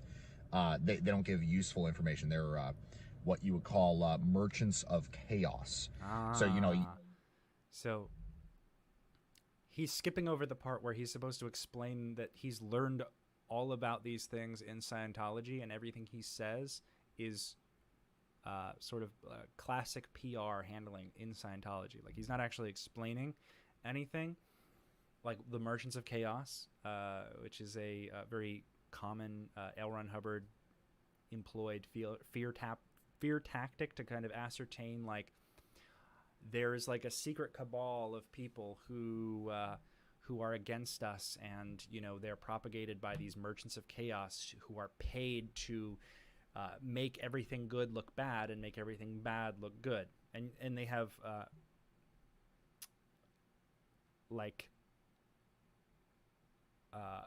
his favorite. Never mind. His favorite part. My favorite part is coming up on this topic. I'll just let him do the work for me. They don't get direct lines into the news, so you have to go and look at actual Scientologists to get accurate information. What you see in the news is whatever the person decided to make up for the day. So that what is in the news is whatever the person decided to make up for in the day. So when you hear on the news that Danny Masterson was convicted of 2 of 3 counts of rape and will be most likely spending 30 years to life in prison, that's actually made up, even though there's mountains of evidence, a court case that happened that both Scientology attended and, involved themselves in. They just made that up. That just didn't exist. Oh, and also all the other current lawsuits against David Miscavige and Scientology. You know, the FBI is probably just making up their investigation into Grant Cardone, your little big bro, your little big bro, because he's short and he's like this man's idol. I turned my volume down so that you could hear him, but then I pause him and I don't turn my volume back up. If you can't hear me, you're going to have to... I guess we all have a little merchant of chaos inside of us.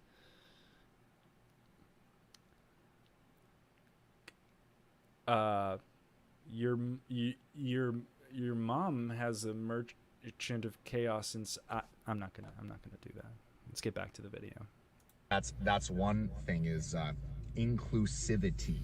You know, Scientology is a religion that embraces and welcomes all other religions. There's amazing ties between Christian groups, Muslim groups, Buddhists. They just say Buddhists like they do. I haven't seen a single Buddhist in a Church of Scientology actually like getting auditing and doing a course. I've seen when he says Muslim, he doesn't mean Muslim. He means the Nation of Islam. There are a few Muslim people, but the Nation of Islam, I think, is the most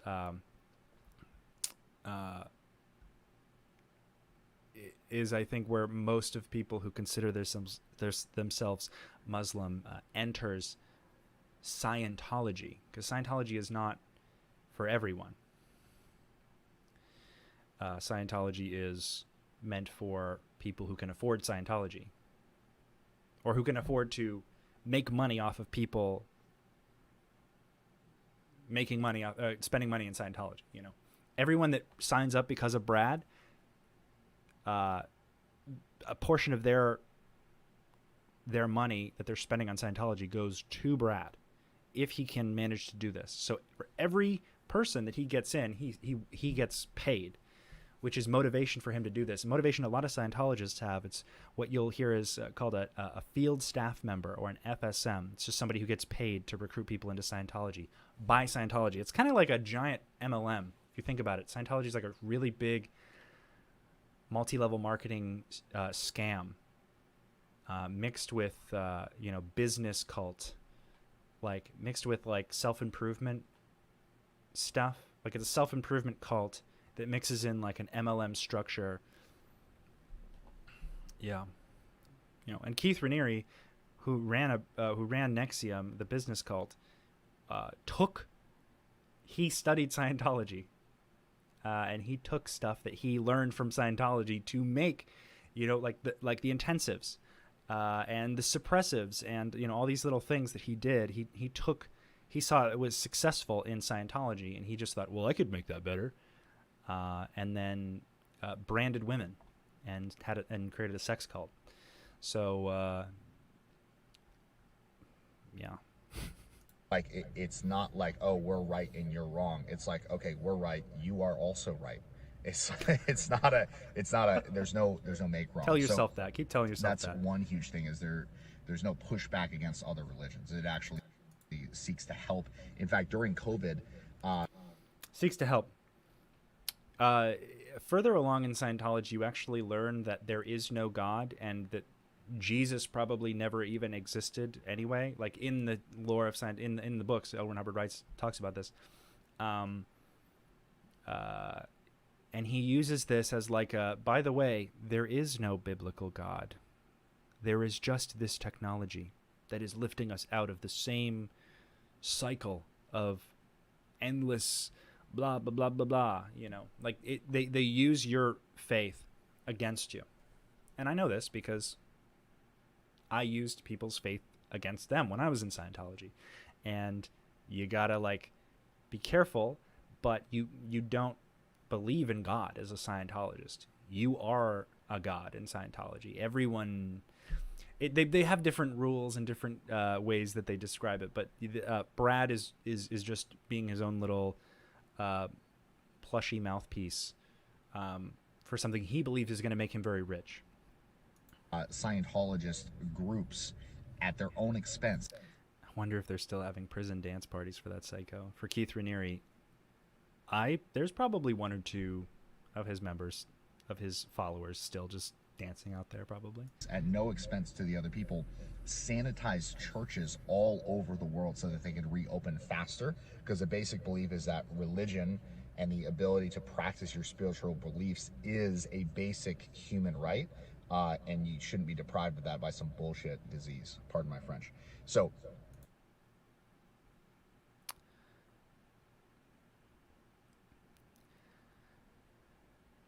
okay. Well, so what did he say? Oh, so he said that Scientology sanitized a bunch of churches. He was told that. I think maybe Scientology gave some sanitizer to a community center or a couple community centers maybe. But then what he's not explaining is the fact that Scientology churches, they call them organizations, or orgs for short. Scientology orgs did not open for 2.5 years. So somehow those other churches were able to open, but why did Scientology close their doors for years and not hold a single public event if they're so easy and good at sanitizing? Also, who gives a shit if they sanitize some buildings? That has nothing to do with inclusivity. You literally have to abandon your religion. Scientology wrote a letter to the IRS because the IRS was like, hey, you can't be a non-denominational religion and still be tax exempt. You have to have like a secular belief to be tax exempt. And they said, oh, actually, well, we're not actually non-denominational. Like we accept anybody of any faith, but then they are in fact expected to change their religions halfway through. This is all documented, and you can look at. You can Google it. Go to Mike Rinder's blog where he actually provides evidence of this. Mike Rinder, who most of you definitely know, but he was senior management, number 2 to David Miscavige for a long time. So I think I trust him as a resource, and he's documented a lot of stuff about the reality of the situation. Now, Brad is so harmless in the sense that like he really just has no fucking idea what he's talking about. But he is so passionate to make money off of these people. And I'll go into that deeper in my video that I make probably tomorrow morning. Or I'll probably record it tomorrow morning, but ideally I'll have it done for y'all by Monday. But I do want to start like a normal streaming schedule. So we're going to talk about that later. But this is, for right now, I'm just going to go back to this. So that they could reopen faster, because the basic belief is that religion and the ability to practice your spiritual beliefs is a basic human right, and you shouldn't be deprived of that by some bullshit disease. Pardon my French. And the bullshit disease, the COVID denialism, which I'm sure he's anti-vax as well. Really a guy of influence over here. That's one thing, is inclusivity. The second thing is the results orientation. So here we go. Scientology is oriented at getting a product. If you go into church like I'm doing this morning, I am here to get a certain result. I'm like, okay, I'm going there, I'm going to do this thing, and I'm going to get this certain result. And I know the exact result that I'm going there to get. And everybody else who's there, like in the church, knows what result I'm there to get. And they're there to help me get it. Wrong. On a fundamental level, on a technical level, that's a very overgeneralized way to describe what even Scientology wants you to think. Scientology can be said to be results-oriented or results-based because the technology is so unworkable that if you like whatever result it produces creates the next step. So if the guy's like, oh yeah, I feel better, good. If the guy's like, oh, I don't feel any different, very bad. If the guy's like, I feel this, I think I feel good, oh, no, very good. It's like those are the results. Actually, WISE, which is the World Institute of Scientology Enterprises, is what it's just basically the business version of Scientology, which not surprisingly takes up a large amount of their policy. There's been studies done on WISE, and it was found to be actually more inefficient than even just the most mundane of business like systems, because they do their statistics weekly instead of monthly, or they do the way they structure an organization, the org board adds a lot of people doing useless things and stepping over each other, because it's a very antiquated if somebody has no organization and they do a little bit of organizing, they're going to be like, wow, things are running better.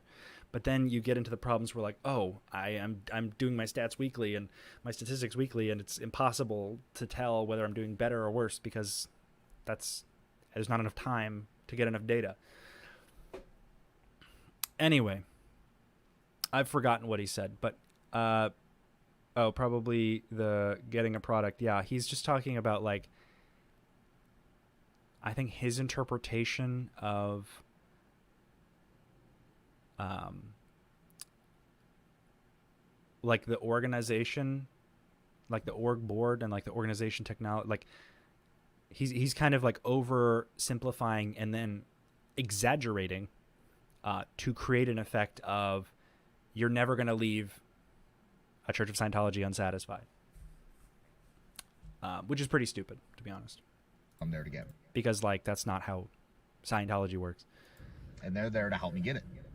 So that's something that I have never experienced before, and it's freaking amazing. It makes it so fun to go in and do things. So I'm like, okay, boom, I'm going to get this freaking result today. I'm going to be on it. I'm going to produce. Like I'm here on a Saturday, and I'm like, okay, I'm going to get some production done. Like I'm going to feel great. Never stop. Keep producing. Never stop. Never question. Keep going. Don't question. Stop thinking. And I'm going to have accomplished some shit today by the time I'm done at church. And I love that. Personally, that's like, dude, I love working more than anything else in the world. I literally get to go to church to work. Now, don't get me wrong, I'm not like freaking mopping floors or something. I'm doing spiritual work. So no, just the people who sign up for the billion-year contracts have to mop the floors.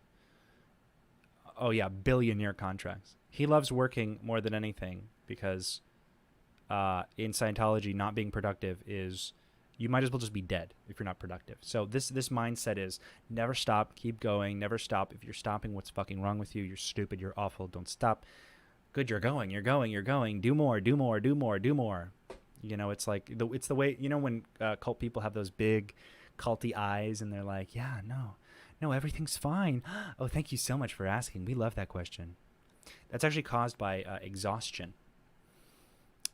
You know, that never turning off. Like you have to force it so because you don't naturally feel that good. So you literally have to force it.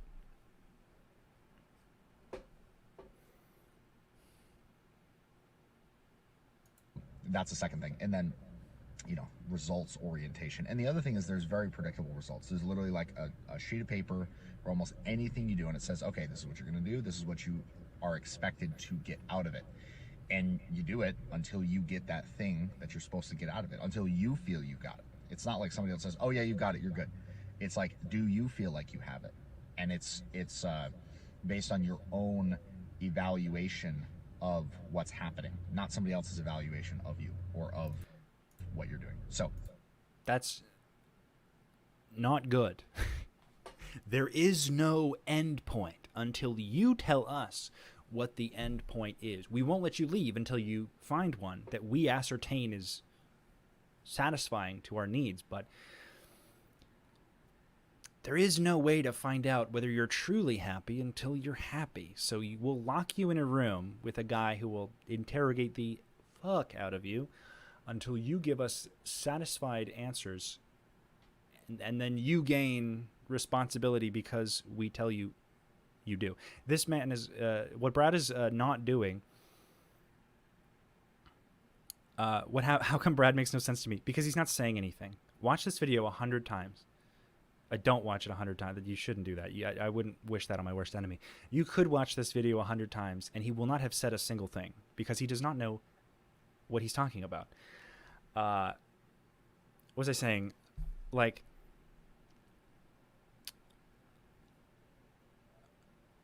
what was he saying? Oh, and the endpoint of Scientology courses and auditing have certificates that have exactly stated and pre-written end phenomena that you must attain to get the certificate. So, and you also have ethics officers who are telling you what behavior is right and what behavior is wrong. You have, and they also tell you what you are allowed to do and what you aren't allowed to do, and who you should talk to and who you shouldn't talk to, and how you should handle things. So, it is not open to you. It is open to what Scientology wants from you. So, although it's a cute little marketing piece, I think he'd have more success just doing more OnlyFans with his wife, because that makes money. Let me tell you. That's the second thing, is results. And then the third thing is the way that the organization is structured. So a Scientology organization has a specific structure, and the structure is made such that it expands.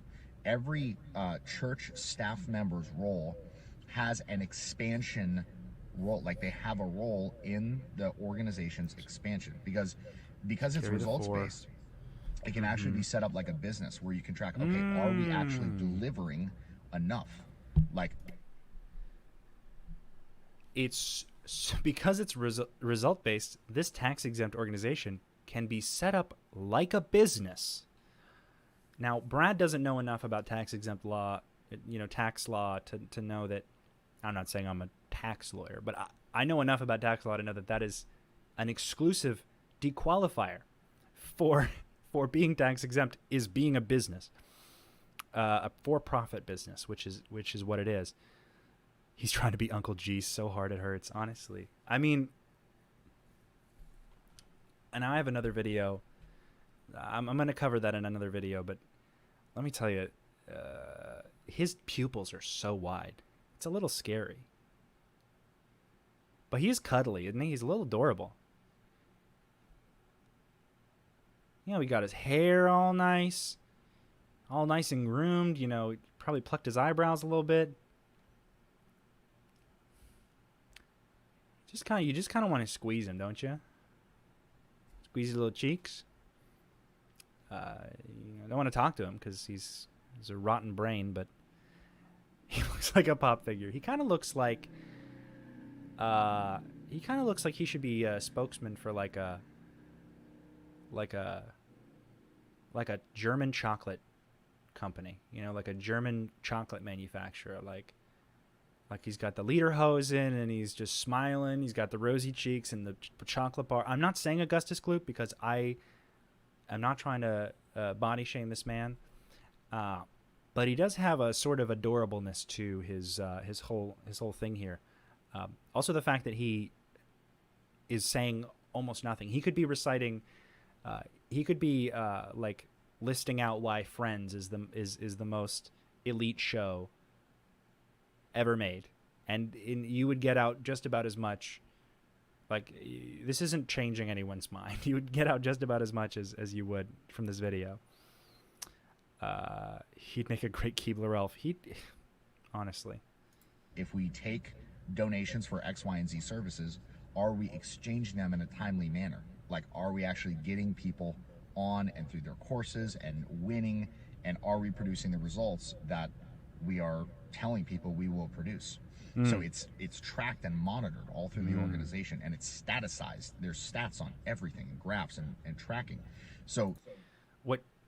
Again, kind of a pause, Andy here. But one of the things he's not telling you is that the reason that there is an expectation of delivery. Now that's called a.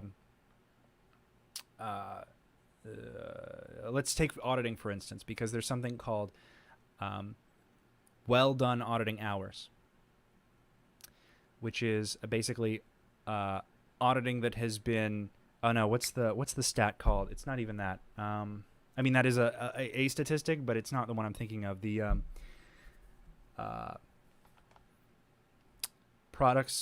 services paid for versus services delivered.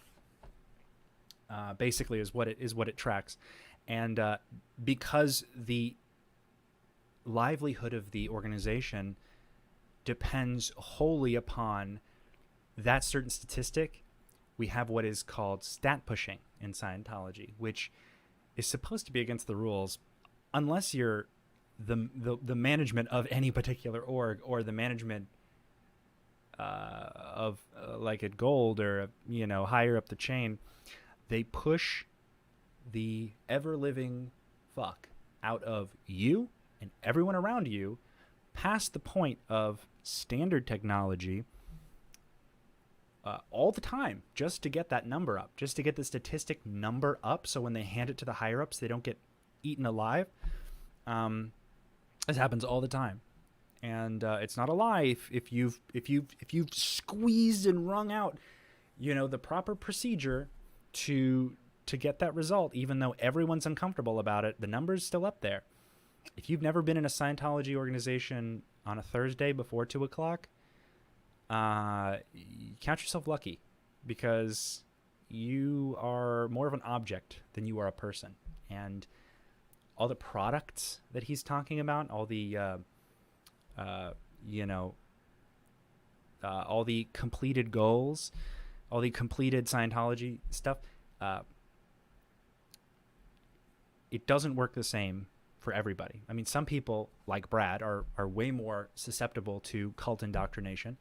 And, some people are more questioning of it. And anyone who questions Scientology as they're doing the courses is told that they don't understand it. Anyone who's like, but this doesn't make sense because this would mean that X, Y, Z. And he's like, well, clear up your misunderstood words. And if you don't clear up your misunderstood words, well, you're a suppressive person that you're supposed to be swallowing. Even down to like how well maintained is the building. Like there's even stats for that. So you go all the way down into that because it's set up like that. It's set up to expand. So you just see expansion, and you see new churches popping up, and you see growth and more people being interested in it. So. Ooh. Who's going to tell him? Who's going to tell him that Scientology is literally the lowest membership it has ever been? I mean, I'm not going to say that because it used to be just L. Ron Hubbard and 5 people in a room, but which I'm sure soon it'll be like that for David Miscavige. But Scientology, it is set up to expand. So why isn't it? Answer me that, Bradley.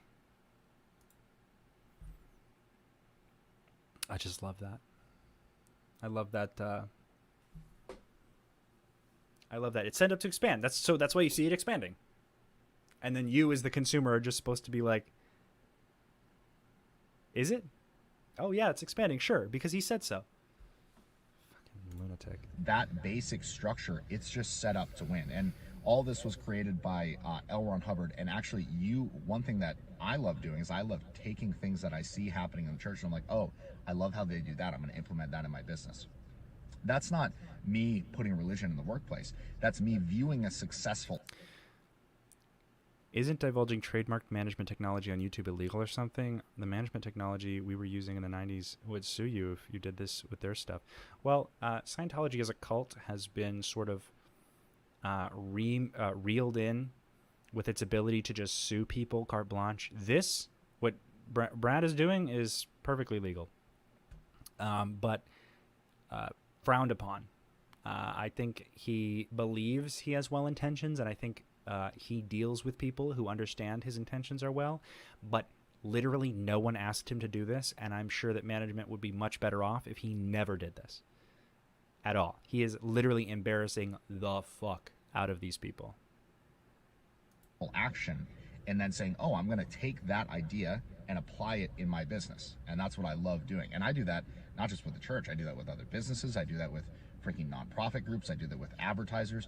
You just take it from everywhere. But the basic idea here is the third reason is the church is set up. It is fundamentally built to expand. And it's built to not be broken by expansion.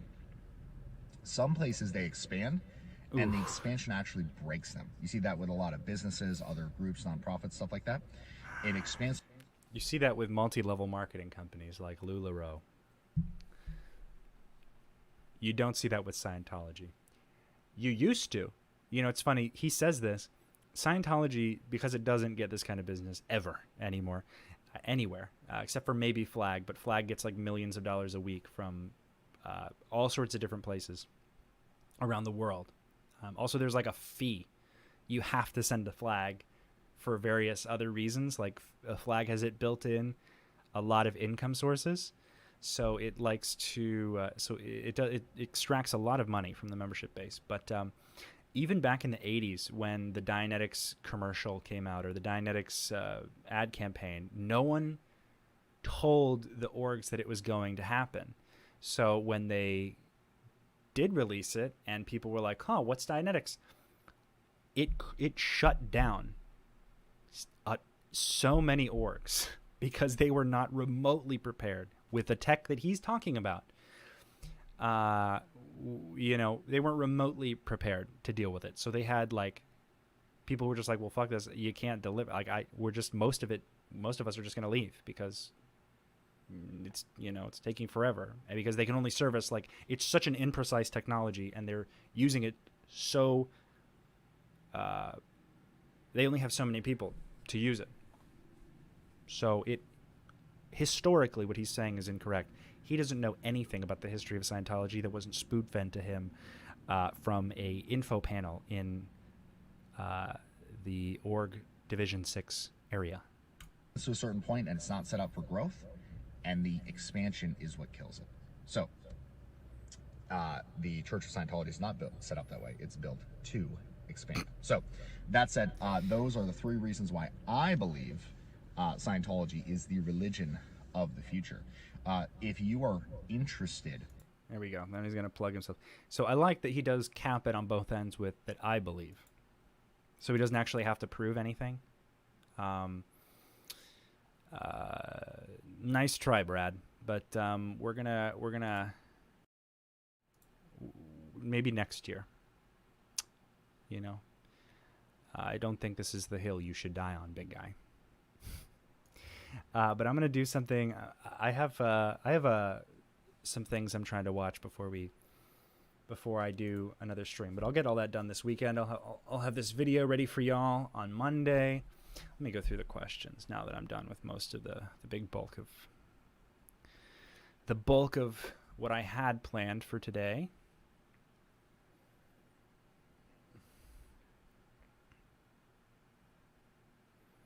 Scientology, Scientology is like the ceremonial passing of the torch from the lead up to the Olympics, except when the new runners pass the torch, they first turn back and set the old runner on fire, and so on. You could structure that a little differently, but you're not completely off. I think it's more like you're on fire until you can set someone else on fire, who then takes the torch, but they're on fire. So, because it makes your life easier when you get commissions for people you're signing up for Scientology, when you're in Scientology, because you're seen as productive and you're getting money directly. Somebody's handing you money. So it's similar. I think there's a way you could phrase that could work. But Tampa Brad's not looking at Grant Cardone being on fire. He's looking up to Grant Cardone and ignoring the flames, you know? The FBI is setting Grant Cardone on fire, let me tell you.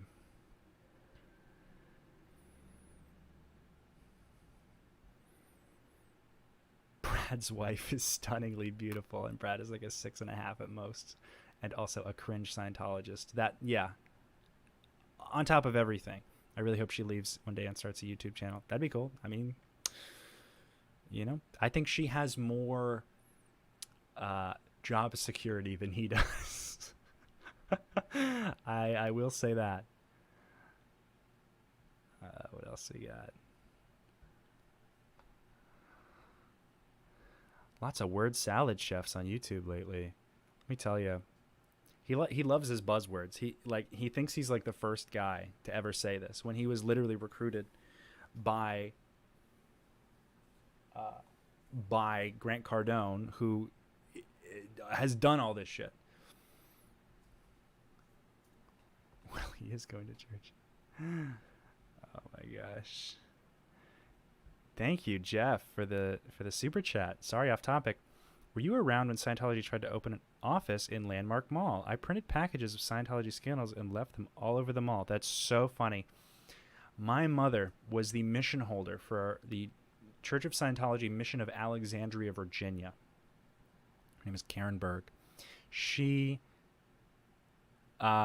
would have been the one, because Landmark Mall, I grew up right next to Landmark Mall. I could walk to Landmark Mall. I mean, it was a dead mall for a while, which is apparently why they were able to use it in the mall in the what was that movie? Wonder Woman 2, the second Wonder Woman movie that they made, the mall in like the opening scene is Landmark Mall, which blew my mind because it has never looked like that ever. So I thought that was funny. But yeah, I think they're turning that into a hospital now. But yeah, it could have been her. I was definitely, I was probably definitely around because my parents, well, mostly my mother, did a lot of recruiting and peddling, I'll call it, for them in that area. So I think they also probably did book selling at Landmark Mall while it was open. You can do book selling anywhere.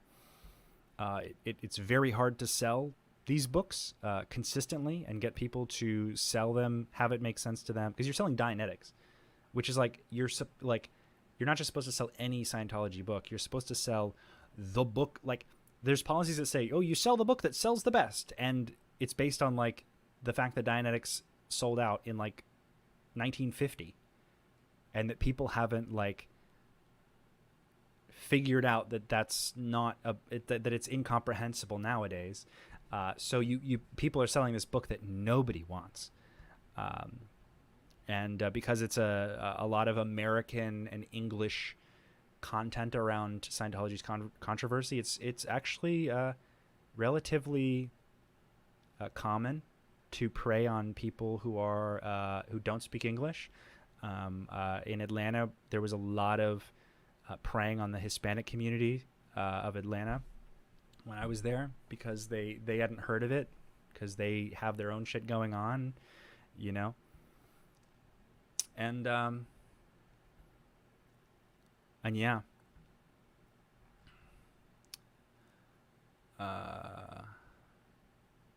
He says 10x, everyone needs to take a drink. If he says 10x, everyone needs to take a drink. I thought you were saying some Kool-Aid stuff for a second, but yeah, no, that's I think he thinks he has his own brand. I think Brad wants to be his own influencer, but has no original thoughts or personality to speak of. But I'll save all that for the next video. Keep exposing Scientology. All of you brave enough to speak out are needed and appreciated. Well, thank you. I do plan to do that. And I also have another video. I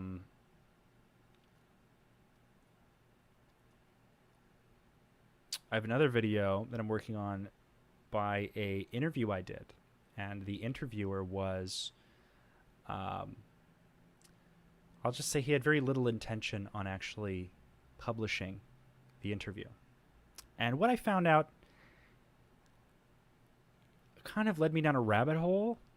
So, as that's been progressing, I've been kind of finding a better ways to do that. But now that I'm here and I've moved in and we're all done with that, I have many boxes in the other room. What you don't see is everything on the floor and the boxes in the other room. So I'm kind of trying to just make time for all this, but I do plan to have a schedule. So yeah, we'll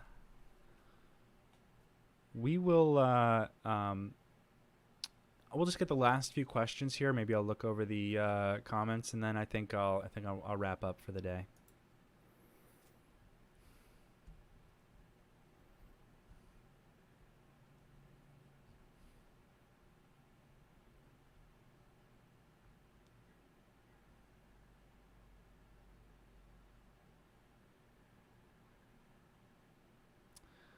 Let's see.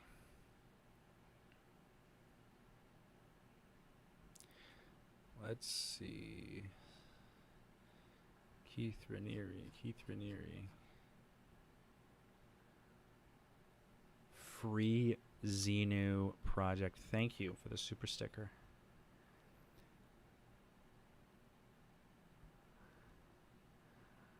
I would fist bump the camera, but moving me makes the whole monitor. shake, so I could only. I don't want to have to buy a new camera. You're looking very good. What a difference a change of location can make. A change of location and copious amounts of sleep and educating yourself.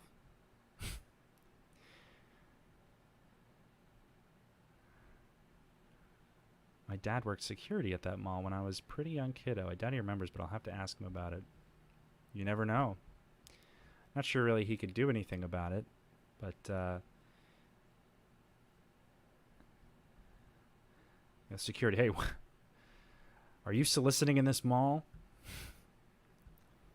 It's like, yeah, it's a mall, dog.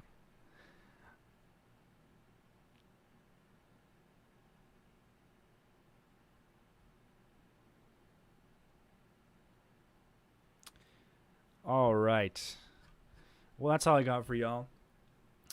I am going to work on some stuff. I'm going to make sure I have some more content for y'all. There's a lot happening, and a lot of it's easier to just let go by. I also don't like to comment too much on things that don't involve like things that I'm well versed in. Like I was out for just about the entirety of the Danny Masterson trial, although I have a lot to say about that. I think it's pretty cut and dry that if you rape women, you should be sent to prison. So that's my official thing. And I think if you can't speak ill of a convicted rapist because he's in your religion, you have a serious disconnect, big dog. You have been brain poisoned. Because no way anyone believed, like no way you could get a Scientologist to tell you, well, if he did do it, he should go to jail. No way. So, you know, I have a couple things I do want to touch on, but that was just something I missed. May he rot in prison for the rest of his life. I hope y'all. Colleen Ballinger's legal team is the same one as Danny Masterson's. Oh. So if we didn't already have a final nail in our coffin, that might be the one. I did not know that.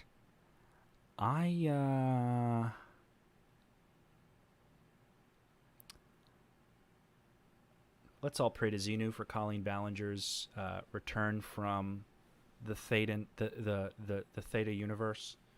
She's obviously taken a trip. We'll all, hopefully Xenu can come by, put her back in the freezer, let her Thetan cook a little longer, and maybe that'll fix the issue. All right, y'all. See you in the next one. Peace.